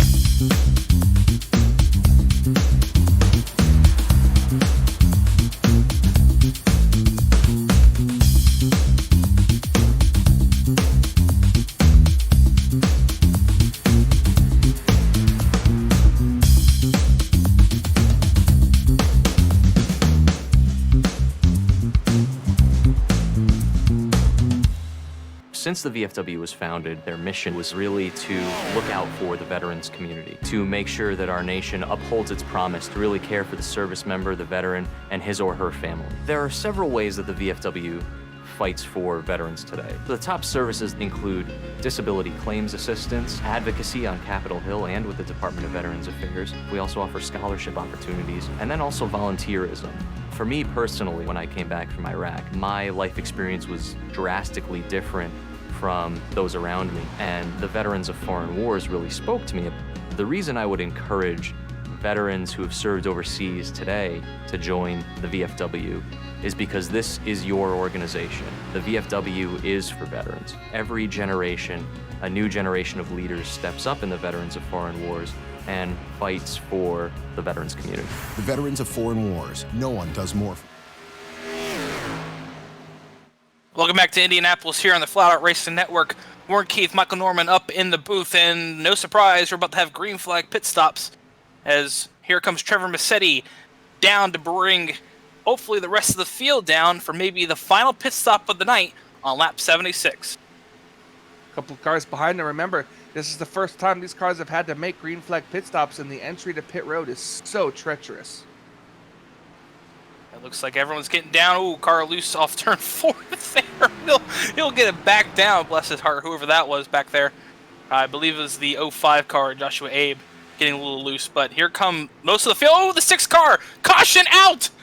Oh, and that is going to hurt Cameron Hearn more than it's going to help him. Yeah, well, I'm not sure if these cars can complete their laps, right? They can complete They their can pit pit their pit stops, yes. Yep, so that very well could. Keeping an That eye is on Dustin huge. Reeves there. We're going to see what happened to him. Thing is, He they just- have to beat the leader off pit lane, though. They have to beat him out. It looks like everyone's going to. 6 car just got a little loose, and he just turned it sideways and hit the cone. I'm surprised that brought out a yellow. Really, I'm honestly surprised that brought out a yellow. He wasn't even really fully around. Well, the MPI Cup Series officials deemed it worthy of a caution, and that is why we're under the, I believe, 8th tonight. Gonna look at it right here. Yep, he just got a little sideways under braking, locked them up, and just turned sideways. It was enough to bring out a caution flag here, and that's gonna take field strategy out the window as well as that 32 car's lead. Indeed, he's going to have to pit, and that is going to negate whoever was first off pit lane there. I believe it might have been the 3 of Trevor Massetti. Indeed it was, so Trevor Massetti might net gain the lead here coming back around. So we'll see who pits, who doesn't, and who negates the lead after a interesting wave of pit stops. We had it starting under green flag, and, well, here we are under our 7th caution of the night. Yeah. 7th caution of the night, our sixth caution for an incident, and here comes our leader down pit road. Yeah, that was a good green flag run there, wasn't it, though? Yeah, that was a decent green flag run. Had to have been at least 30 laps. Unofficially, I believe it was just over 22, because we went back green, or 24, I'm sorry, went back green lap 54, so 24 laps officially in the books under green, so about halfway. Felt like 30. Definitely felt like 30. Yeah. But here come the leaders down pit lane, and this is going to be hopefully their final stop of the night, unless barring another yellow. That's very true. Have to wait and see who comes out of where on pit road. Oh, you were right. Look who the leader's gonna be. Cameron Hearn might get lucky. I think Craig Burns beat him out. But since those drivers had to loop back around the track and catch up, that gave Cameron Hearn a bit of a space to keep his whatever track position he'd have. I believe he's going to be able to pass Steve Kerpel here coming off pit lane. So Cameron Hearn might be 5th place. Not as big as of a loss, but unfortunately that's not the lead that he wanted to have coming through pit stops. Absolutely. Not at all. And look at Dakota Curtis. P7, 2nd off pit lane. Beating out Dylan Hastings. It's going to be very close. This is going to bring these cars back, and we're going to get a restart with about 20 laps to go. And that should be well within the window of laps to make it to the end. We knew that 25, middle of the stage, you probably have to make the pit stop. So, and we saw him coming down lap 76. So this should be, like you said, well within that window to try to make it to the end of the stage. Absolutely. Caution laps do count. So, or caution laps help. I didn't mean to say do count. What are we all, the All-Star race? Gosh. Caution laps will help with saving gas here to be able to make it even further on that too. So the question is now, with that 32 cars lead gone and him now being mired back in traffic, what's that going to do to that car? How's it going to make it handle being in all that dirty air? Well, we'll have to see. We saw him earlier in this race not have the speed he had in clean air, as Dominic Lee won't make it back to his pit stall. He'll run out of fuel on pit lane in that number 41 Haas Automation's Ford Mustang, and he might get a push down pit lane by James Kunkel or whoever's behind him. I think it might be the 28 giving him push. We'll see who that is in a minute, but the 41 will make it back to his pit stall. It's a 5 car giving him a push, so the 41 will make it back to the pit stall to get his pit stop. But we're going to go double file it back up. Lights out on the pace car. Trevor Massetti and Wes Wingand. I'm probably butchering that, but that's your front row as they're going on the back straightaway. Yep. And that's a good run for that 25 machine. He's up there in the top. He's up there in second place now. Question will be is if he can keep it there. Zachary Taylor, he's had his fair share of highlight reel moments, and he's up here in the 4th position. So this is going to be a very interesting. Actually, he's going to be in 3rd. He's on the inside lane. So it's going to be a very interesting as they're battling in the back there, arguing over spots. Yeah, Clint Leatherwood trying to make his way back up after a pit stop, trying to pass all the lap down cars to get back in the lead group, I should say. And yeah, we'll see. The green with 20 laps to go. Yeah, we will be, and it's going to be interesting to see who the players are now, and who are the drivers that, well, they got lucky from track position. We'll find out exactly how that's going to happen. As pace car comes off turn 4, field in control of Trevor Massetti in the number 3 Chevrolet Camaro. Pace car makes the sharp left turn down the pit lane. He's holding them pretty nicely here as jostling in the back of the field. Green flag back in the air. Trevor Massetti gets a good launch, and he'll get away from Wes Wingan. And look at Craig Burns coming on the outside, and Cameron Hearn now to the inside behind Zachary Taylor. It's a battle for 2nd and 3rd as Trevor Massetti gets away, as now Zachary Taylor gets to 2nd place. Taylor got a little loose off the corner there, able to hold it. But let's see if they can hold back that 32 machine, because that's not what that 3 wants to see in his mirror. Oh, Cameron Hearn got a great restart, was able to get by some of the drivers ahead of him, but now he's got maybe the 2 best cars that could battle with him on track ahead of him, and we'll see if he has speed and possibly the car to get through that dirty air, as it is an absolute jambalaya pot roast behind him from Craig Burns on back. That's 4th, 5th, 6th, 7th, 8th, 9th, and possibly your top 10 battling off turn 4. Wow, I have never heard that phrase before. I've got an arsenal.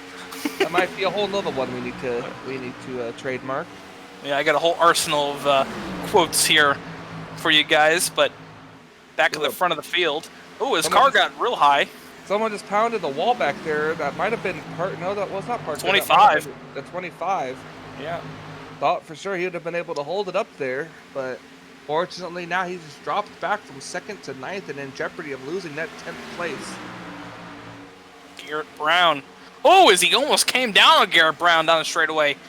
And they'll go into the corner single file. But at the front of the field, it's still a 3-car breakaway. Trevor Massetti, Zachary Taylor, Cameron Hearn come off turn 4 as we're going to start lap 83. As now Cameron Hearn goes to the inside. Zachary Taylor is a little bit of a side draft down the front straightaway. Will Zachary be able to hold him off, or Cameron get by? Cameron will get by. Move the 32 back to the 2nd place. And that's not what that 3 of Trevor wants to see. Oh my gosh. Zachary Taylor just sideways through the corner. He is loose as a goose, as they say, through turn 1. But here comes the breakaway. Here comes the weaving. We're under 20 to go. Here we go. Here comes the snaking, trying to break the draft, but I just don't think it's going to work. Trevor Massetti is going to have to hold off Cameron Hearn. Oh my lord, he got on his back bumper. Cameron Hearn with the speed. If he doesn't get the pass off 4-4, he'll have a nice tow down the front straightaway. Well, how aggressive is Trevor Massetti going to be? Well, I think we're about to find out. He's going to try maybe to peek. No, maybe not. He's going to give him a bump draft, goes into the corner. Watching from the gearbox of the 3 machine, this is a very interesting to look right out the back. very good camera angle here for this battle. 32 of Cameron Hearn, as you see on your screen, hunting down the 3 of Trevor Massetti down the back straightaway. He's going to get a toe and maybe peek to the outside. Trevor Massetti defending that left side. Does Cameron Hearn get aggressive? No, he'll stay behind and follow Trevor for another corner. But now, since they're backing this up, Zachary Taylor has joined the chat and looking to maybe get second place back from Cameron Hearn. Absolutely, we're keeping an eye on it here. It's still a little too early for Cameron to maybe make the move now. Right now, he's just kind of trying to get in his head a little bit. Maybe push him further away from the 14 machine. But when the time is right, he'll make the move.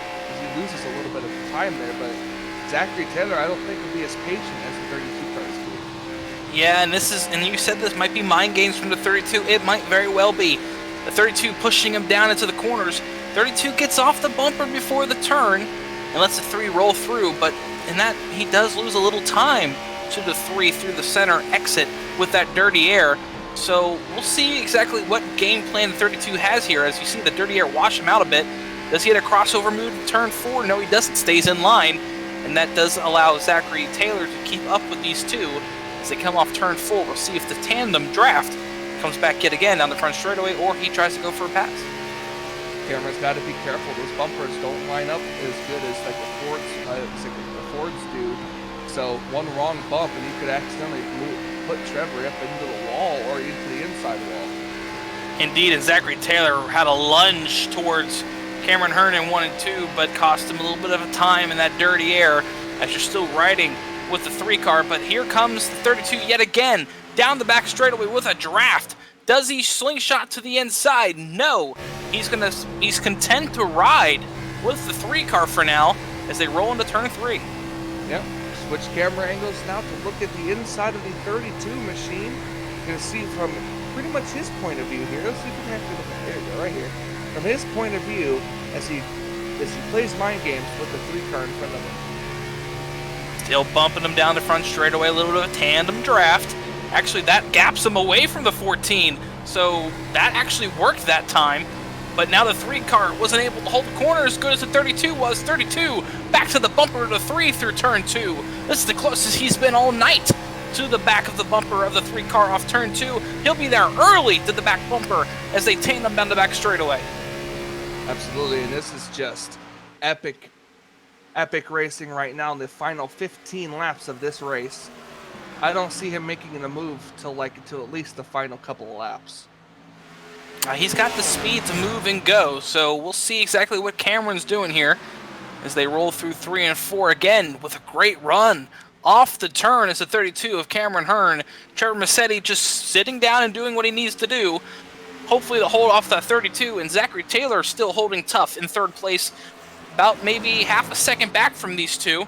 But he's still holding tough within striking distance if one of these 2 does make a hiccup. Absolutely, and I think that's what the 32 is trying to do. He's doing a little bit of his Intimidator impression right now, that's for sure. 3 car got a little there he tight. goes. Yep, 3 got tight off turn 2. Was big of enough run for the 32 to maybe make a move here. Down towards turn 3, 32 back to the lead here at Indianapolis, and Zachary Taylor now looking to make a move on the 3 of Trevor Massetti with the 32 back at the point here at Indy. Now the question still remains now is, can the 3 car get back to the bumper and repay the favor back to the 32, but it doesn't look like it. We'll have to see exactly how quick that 3 car, if he was even saving anything with the 32 pushing him, or vice versa, was the 32 pushing too early. We'll have to see later in this run. We're coming down to 10 to go this time, and we're going to have to find out exactly how long these drivers have. 11 to go. Ah, well. Got to count the lap you're Bite on. me. I'm in the zone. I'm not counting. But Down yeah, the back straightaway they go, coming to 11 laps to go this time by. And the 32 was pulled out about a half-second lead over the 3 car, so you could definitely tell the 32 was just fighting his time and playing a little bit of mind games. Indeed, but he's got to be careful. We get another caution. You know, then it becomes the mind game of, you know, am I going to pit by myself, or is everyone behind me going to pit if I don't pit? So Oh boy, if Cameron Hearn gets a caution, this is not going to be looking good for him, but we're going to look through the field here. Everyone seems to be gapped out far enough to where that's not possibly a case. So right now, the 32 looks to be healthy towards a win here, but like we said, this is the MPI Cup Series. Anything can and probably will happen. Absolutely. Keeping an eye on him. Gonna look back here at Trevor Massetti. Keeping an eye battle back here. It's just been single file through the field. Yeah, and that's been the story of the night, hasn't it? For these drivers to absolutely go single file. As I say that, for 12th place, 12, 13, 14, 15, they were 3 wide down the next straightaway. As this is a top 20 battle here for 11th, 12th, 13th, 14th, and 15th as they go into turn 4. So, like we said before, every point does count in this series. And these drivers back here were running 3 wide, trying to make every spot they could. Man, and this is turning out to be a fantastic race. It's been action-packed. We've had a couple of cautions, good stage win, and now it's just come down to the final 10 laps of this race. Yeah, the final 10 laps of this race is going to get hot as Zachary Taylor and Trevor Massetti battle for second place. Move the 14 back up to second as we got a car stranded on the inside. No caution for that as they'll roll back through turn 4. 14 starting to show a little bit of a long run speed here, but is it too little too late for that 14? It might very well could be. He's up to about a 2.5 second lead now. I don't know if the 14 car can reel him in. And half of that battle, by the way, between Zachary Taylor and Trevor Massetti was set on due to the lap car that they were passing a turn 3 to 3, got caught up in the 14, didn't waste any time taking advantage of that slowdown from Trevor Massetti. We'll see if Trevor can reel back the 14 and get him back in his sights. Dylan Hastings in 4th place, having a solid run tonight. He's had a solid run all season, not to rub that in, but he's been doing pretty well tonight, consistently in the top 10, and now he's chasing down Dylan Hastings for a podium spot and possibly a chance for us to talk to him after the race. Absolutely. Dakota Curtis in 5th place back here. He's having a good run as well.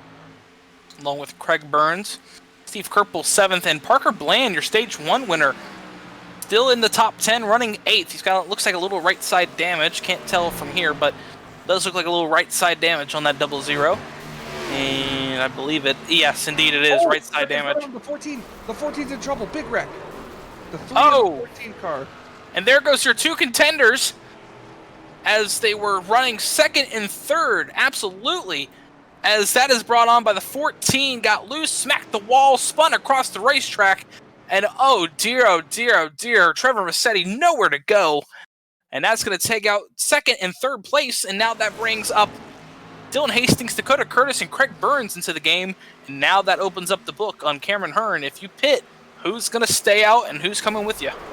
Oh, the 14 car had it saved, but the 3 car just nowhere to go. And that's going to be the thing. 4 tires will be the key here. If anybody stays out now, it's going to be, I can't even tell you, it's going to be a heck of a battle. That's going to be for sure. You get roughly 3 laps of caution, and around lap 94, that's going to be a restart with 3 laps to go. And I'm telling you, if anyone in the field is listening to me, a 32 car, if he's the only one to pit, Michael, he's going to lose 25 spots. So the 25 cars are on the lead lap. So effectively, if he pits by himself and no one comes down, it's going to be near impossible for him to get back to the win to win this race. What I see happening here is if somebody stays out, they need to have at least 10 cars that stay out with him in order for it to even really matter, because that 32 car on fresh tires will come through the field in a hurry. Yes, he will. But again, if no one pits with him, that's 25 spots in about 3 laps. So, it's going to be tight. And we're going to see who exactly comes down or who is close on fumes, who took lighter fuel during that last caution. You know, who we don't know. Not only that, but if cars come down, what about 2 tire strategies? Oh. Now here we go. We're about to find out. You just threw a whole nother card into the match here. I don't know. I activated your trap card. Yeah. Oh, jeez, Louise. Yeah, well, I'm turning it. I'm turning it right. I'm ending Oh, my someone round. just got turned into the wall. I think that was the 6 machine. We'll have to see about that. We'll look back at that in a second. But well, no surprise. 32 going to bring the whole field with him. No. Oh, 60. Yeah. Okay. Oh, I'm way back. Never 27. mind. Yeah. Never The mind. 27 stays out. The 55 stayed out. Yep. That's not gonna matter because if no, if nobody else stayed out, the 14 stayed out. He was the cause of the caution. We'll see exactly. Here come your 2 tires. Or I think they're all. I think they've all just taken 4. Never mind. Yeah, it was all 4 tires. Oh, the 22 car hard into the pit lane wall as everyone goes around him to avoid him. Doesn't look like much damage on Clint Leatherwood's machine, but he smacked that wall a good bit for the pit wall. That's just how narrow the pit wall is here. Indeed. Well, it's tough to say, but I definitely don't think that I definitely don't think that enough cars stayed out for the 27 and the 55 to gain anything on this restart. Well, we'll see. This is another danger zone here, Michael. These cars on old. I mean, they're on half a stint old tires, a half a stage, I'd say. 25 laps on their tires, more than likely. Spinning those tires is going to be a real danger zone here on the restart. I just thought about it too. We're gonna have an extra lap too. I thought it was gonna be 3 to go on the restart, No. but it's actually gonna be 4 laps to go on the restart if they get the 1 to go signal this time. Zachary Taylor parks it in the garage. He's done for the night. Damage too severe to fix that 14 car. Tough break for him, an outside pole sitter. You should see the wave around cars go around. The 91 should be a wave, like a lapped car wave around. Should be going. Indeed, by here we this go. time. One lap to go to green flag, and we have 5 laps to go now. It's gonna be 4 laps on this restart, and you've got 2 cars on the front row that have not pit with older tires, and then you got the first car, which is the 32 car, right behind them in row 2. Yeah, but you got Dylan Hastings, Dakota Curtis behind them, and this is the danger zone, as they would say. You got the 2 cars on old tires ahead of the drivers with 4. Do they get through 1 and 2 cleanly? Does Dylan Hastings get a run on Cameron Hearn?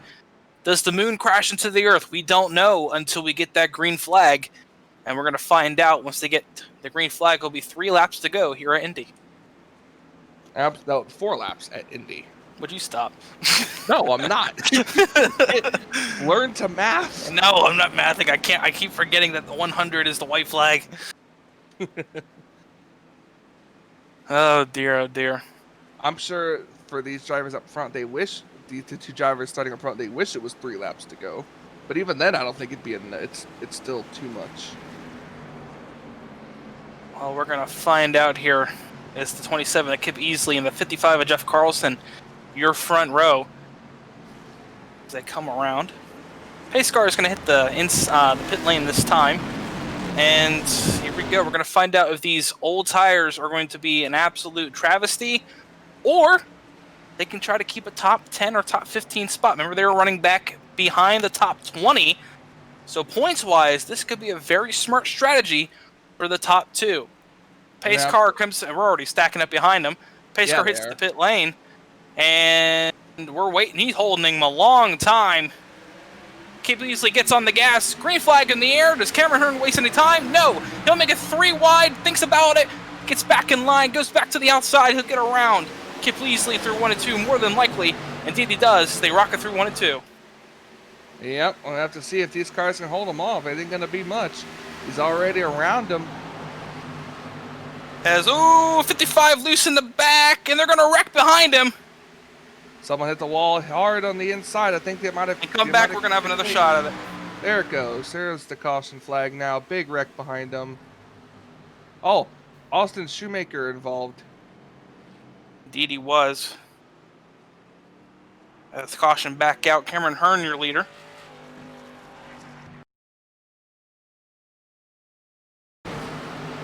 And Wow, that was all caused by the 55 on old tires. Like I said, that was a danger zone. 24 was the one that wrecked the big to start everything out there. And the caution will come back out. Man, we're going to restack and do it all over again. Too high for that 24 car, gets right into 55, sends him straight to the inside, clobbers the inside wall hard, comes back up, collects the 15, who pounds it hard into the inside wall, and the 41 involved as well. So the field catches, looking to see if anyone pits this time, and maybe puts 4 more tires on. Maybe a strategy worth looking for. This could be our green-white checkered attempt. They have 3 laps to go now. They'd have to get the 1 to go signal this time, but it'll probably be our first attempt at a green-white checkered. And we say first attempt because I'm pretty sure there's more than 1. I think there's 2.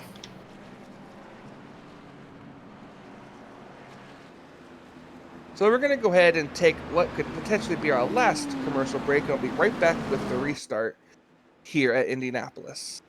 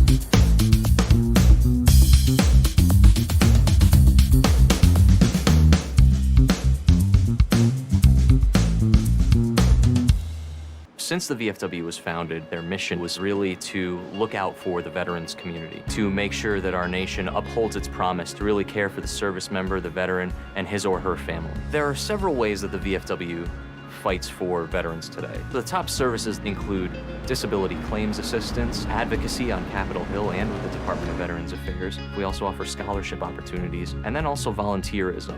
For me personally, when I came back from Iraq, my life experience was drastically different from those around me, and the veterans of foreign wars really spoke to me. The reason I would encourage veterans who have served overseas today to join the VFW is because this is your organization. The VFW is for veterans. Every generation, a new generation of leaders steps up in the veterans of foreign wars and fights for the veterans community. The Veterans of Foreign Wars. No one does more for veterans. For more information on the VFW, go to ahctv.com/sacrifice.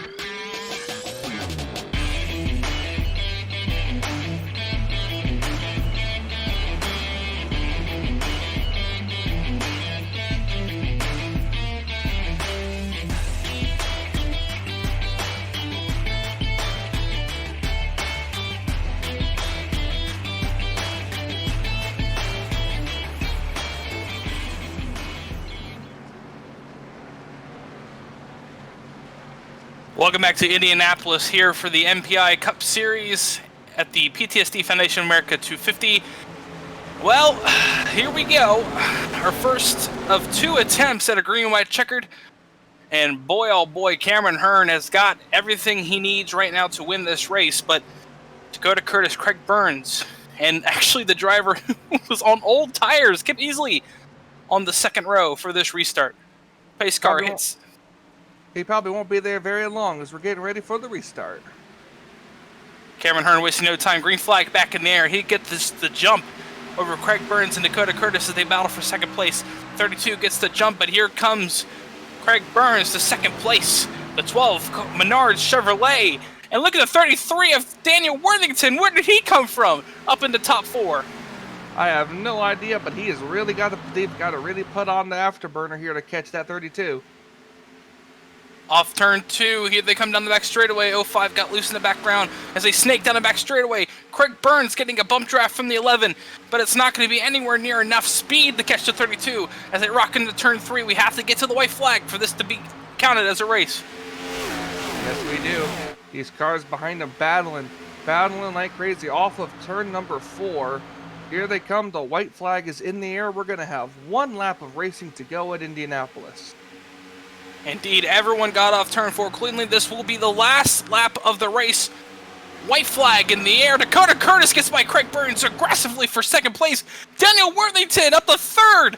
He's inside of Craig Burns. Car really loose. Clint Leatherwood saves it.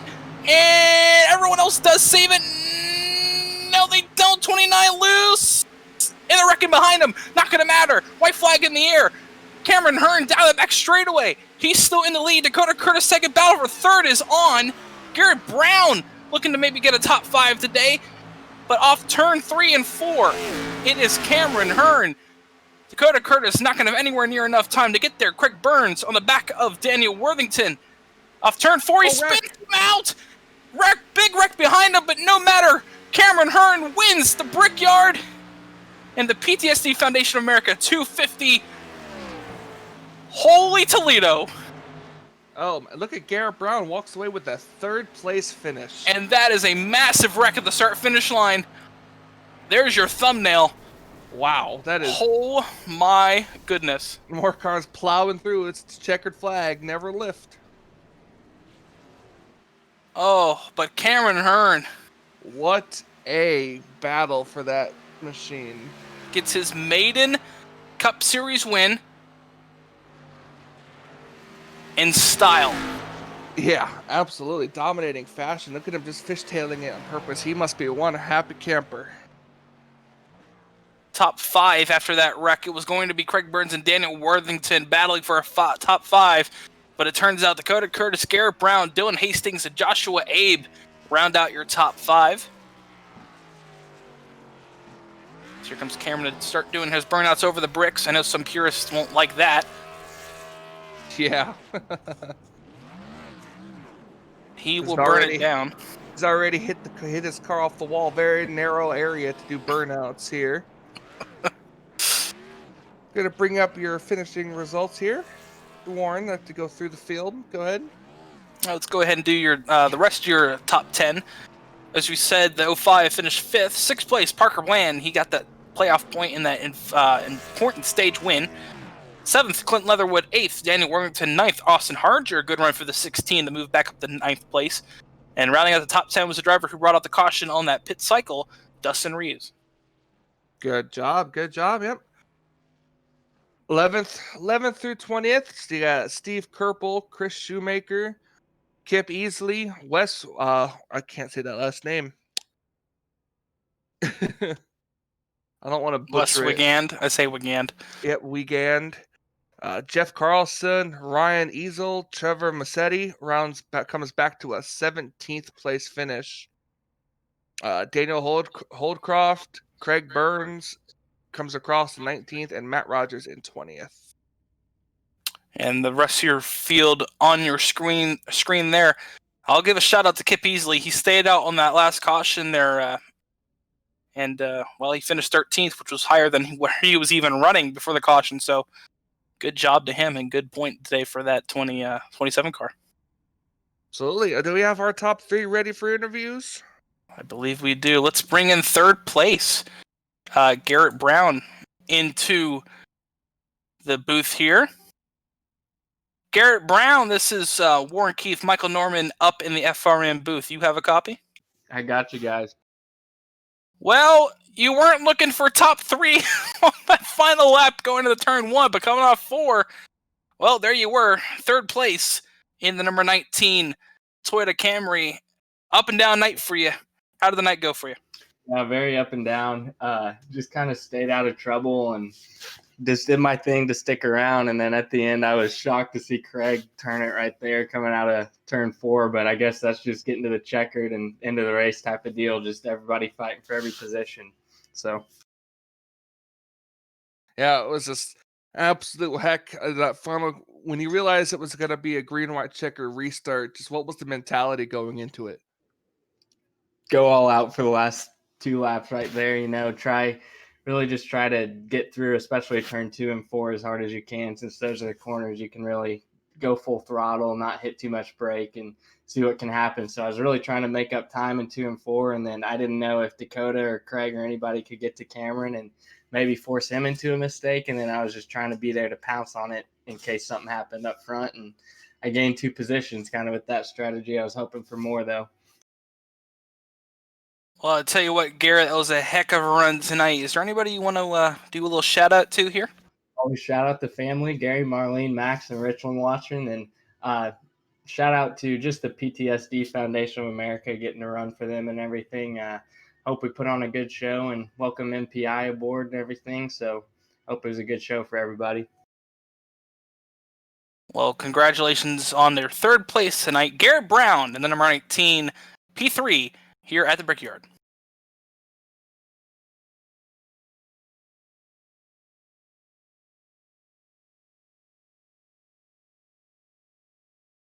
Good. Let's talk to our second place driver tonight, Dakota Curtis, in the number 11. You got a copy? Yeah, I got a copy. Dakota, oh my lord, you were running solid top 10 tonight, but late in that race, after those 2 drivers ahead of you wrecked out, you found yourself restarting pretty comfortably second place. How was your night? Oh, it was good. Just kind of hung back and saved tires the whole race. And as we had long green flag runs, the car just performed very well. I mean, the 11 car itself, like whenever we were driving, we saved tires very well, and that helped us in the long run. So long green flag runs really paid off for us, and we had one right before those last string of cautions and one right before that. So we found ourselves in a good spot after that. All right, it was pretty good, pretty fun. Seemed like you had a pretty fun there. What was the mentality going into that green, white checkered where you were restarting it? What I tried to do is I was trying to time the restart very well so I could hopefully push Craig down, but Craig got a good restart, so he ended up coming down, but we went to that last lap and I just dove on the inside of him, so I ended up getting that second place from him. Unfortunately, it pushed him up high and he just got in a bad spot with the 33 car and ended up taking him out at the end of the race, but I mean, it would just staying in pace with Cameron because he had a fast car all night was a mentality. I tell you what, Dakota, that was a great run for you. Anybody you want to have a little shout out to? Oh, heck yeah. So we've got MPI. We really want to thank them for sponsoring the league. And we love having them on. So definitely thank them, and Crunch Cup for everything they do for us, and Raise Energy, everything they do, and PTSD Foundation of America. Really, I mean, I can't say enough for them. So we put this race on for a good cause for them. So if you guys want to donate to them, make sure to go to the Kicking Asphalt Racing page, and you got a QR code on there that you can scan. You can donate to them, and Eris iRacing Paints for helping my team out with their paints. Well, congratulations, Dakota, on your third place. We're going to move you down to the DM. Hope to have a great race, and hope to see you next weekend. Yeah, thank you, Warren, and thanks, Michael, for putting this on for us, broadcasting. No problem. And how about we talk to our winner in Victory Lane? How about that? Let's get him up Cameron Hearn in the number 32 Rave Energy Chevrolet. You got a copy? Yeah, I got you. Cameron, dominate. I don't know how the word to say it. You dominated most of that second half of the race, didn't you? But you did have a little bit of an interesting moment earlier. I couldn't really explain why you did it, but explain to me why you pitted when you pitted when that one to go. Yeah, I topped off on fuel. I thought that cautions, if we race green, I thought I'd be close to making it on fuel, and everybody else had to pit again. So it was more of a fuel strategy run. And then with the caution coming out lap 50, I felt like that would kind of save me. And things kind of worked out. And I got lucky, avoided some wrecks back there, and was able to make my way, I think, to third or fourth position. So kind of didn't get it the way I wanted it to, but it kind of worked out at the end. Yeah, it was a heck of a run. You know, you started off pretty good.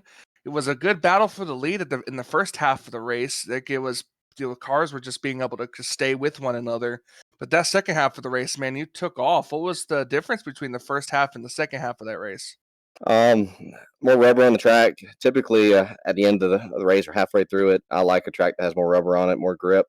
And draft is huge here, and I would be, stay up with the front guys first couple laps, but I wouldn't be too aggressive on my tires. I saw these guys driving really, really hard, and that kind of kills your speed on these long straightaways. So I was trying to be able to get a good run off and keep the tires under me. I think that was kind of the difference. There's a lot of guys that could put down a fast lap, but after about 10 laps or so, tire fall off kind of starts affecting you. With me kind of taking it easy the first 5 laps to kind of help you out.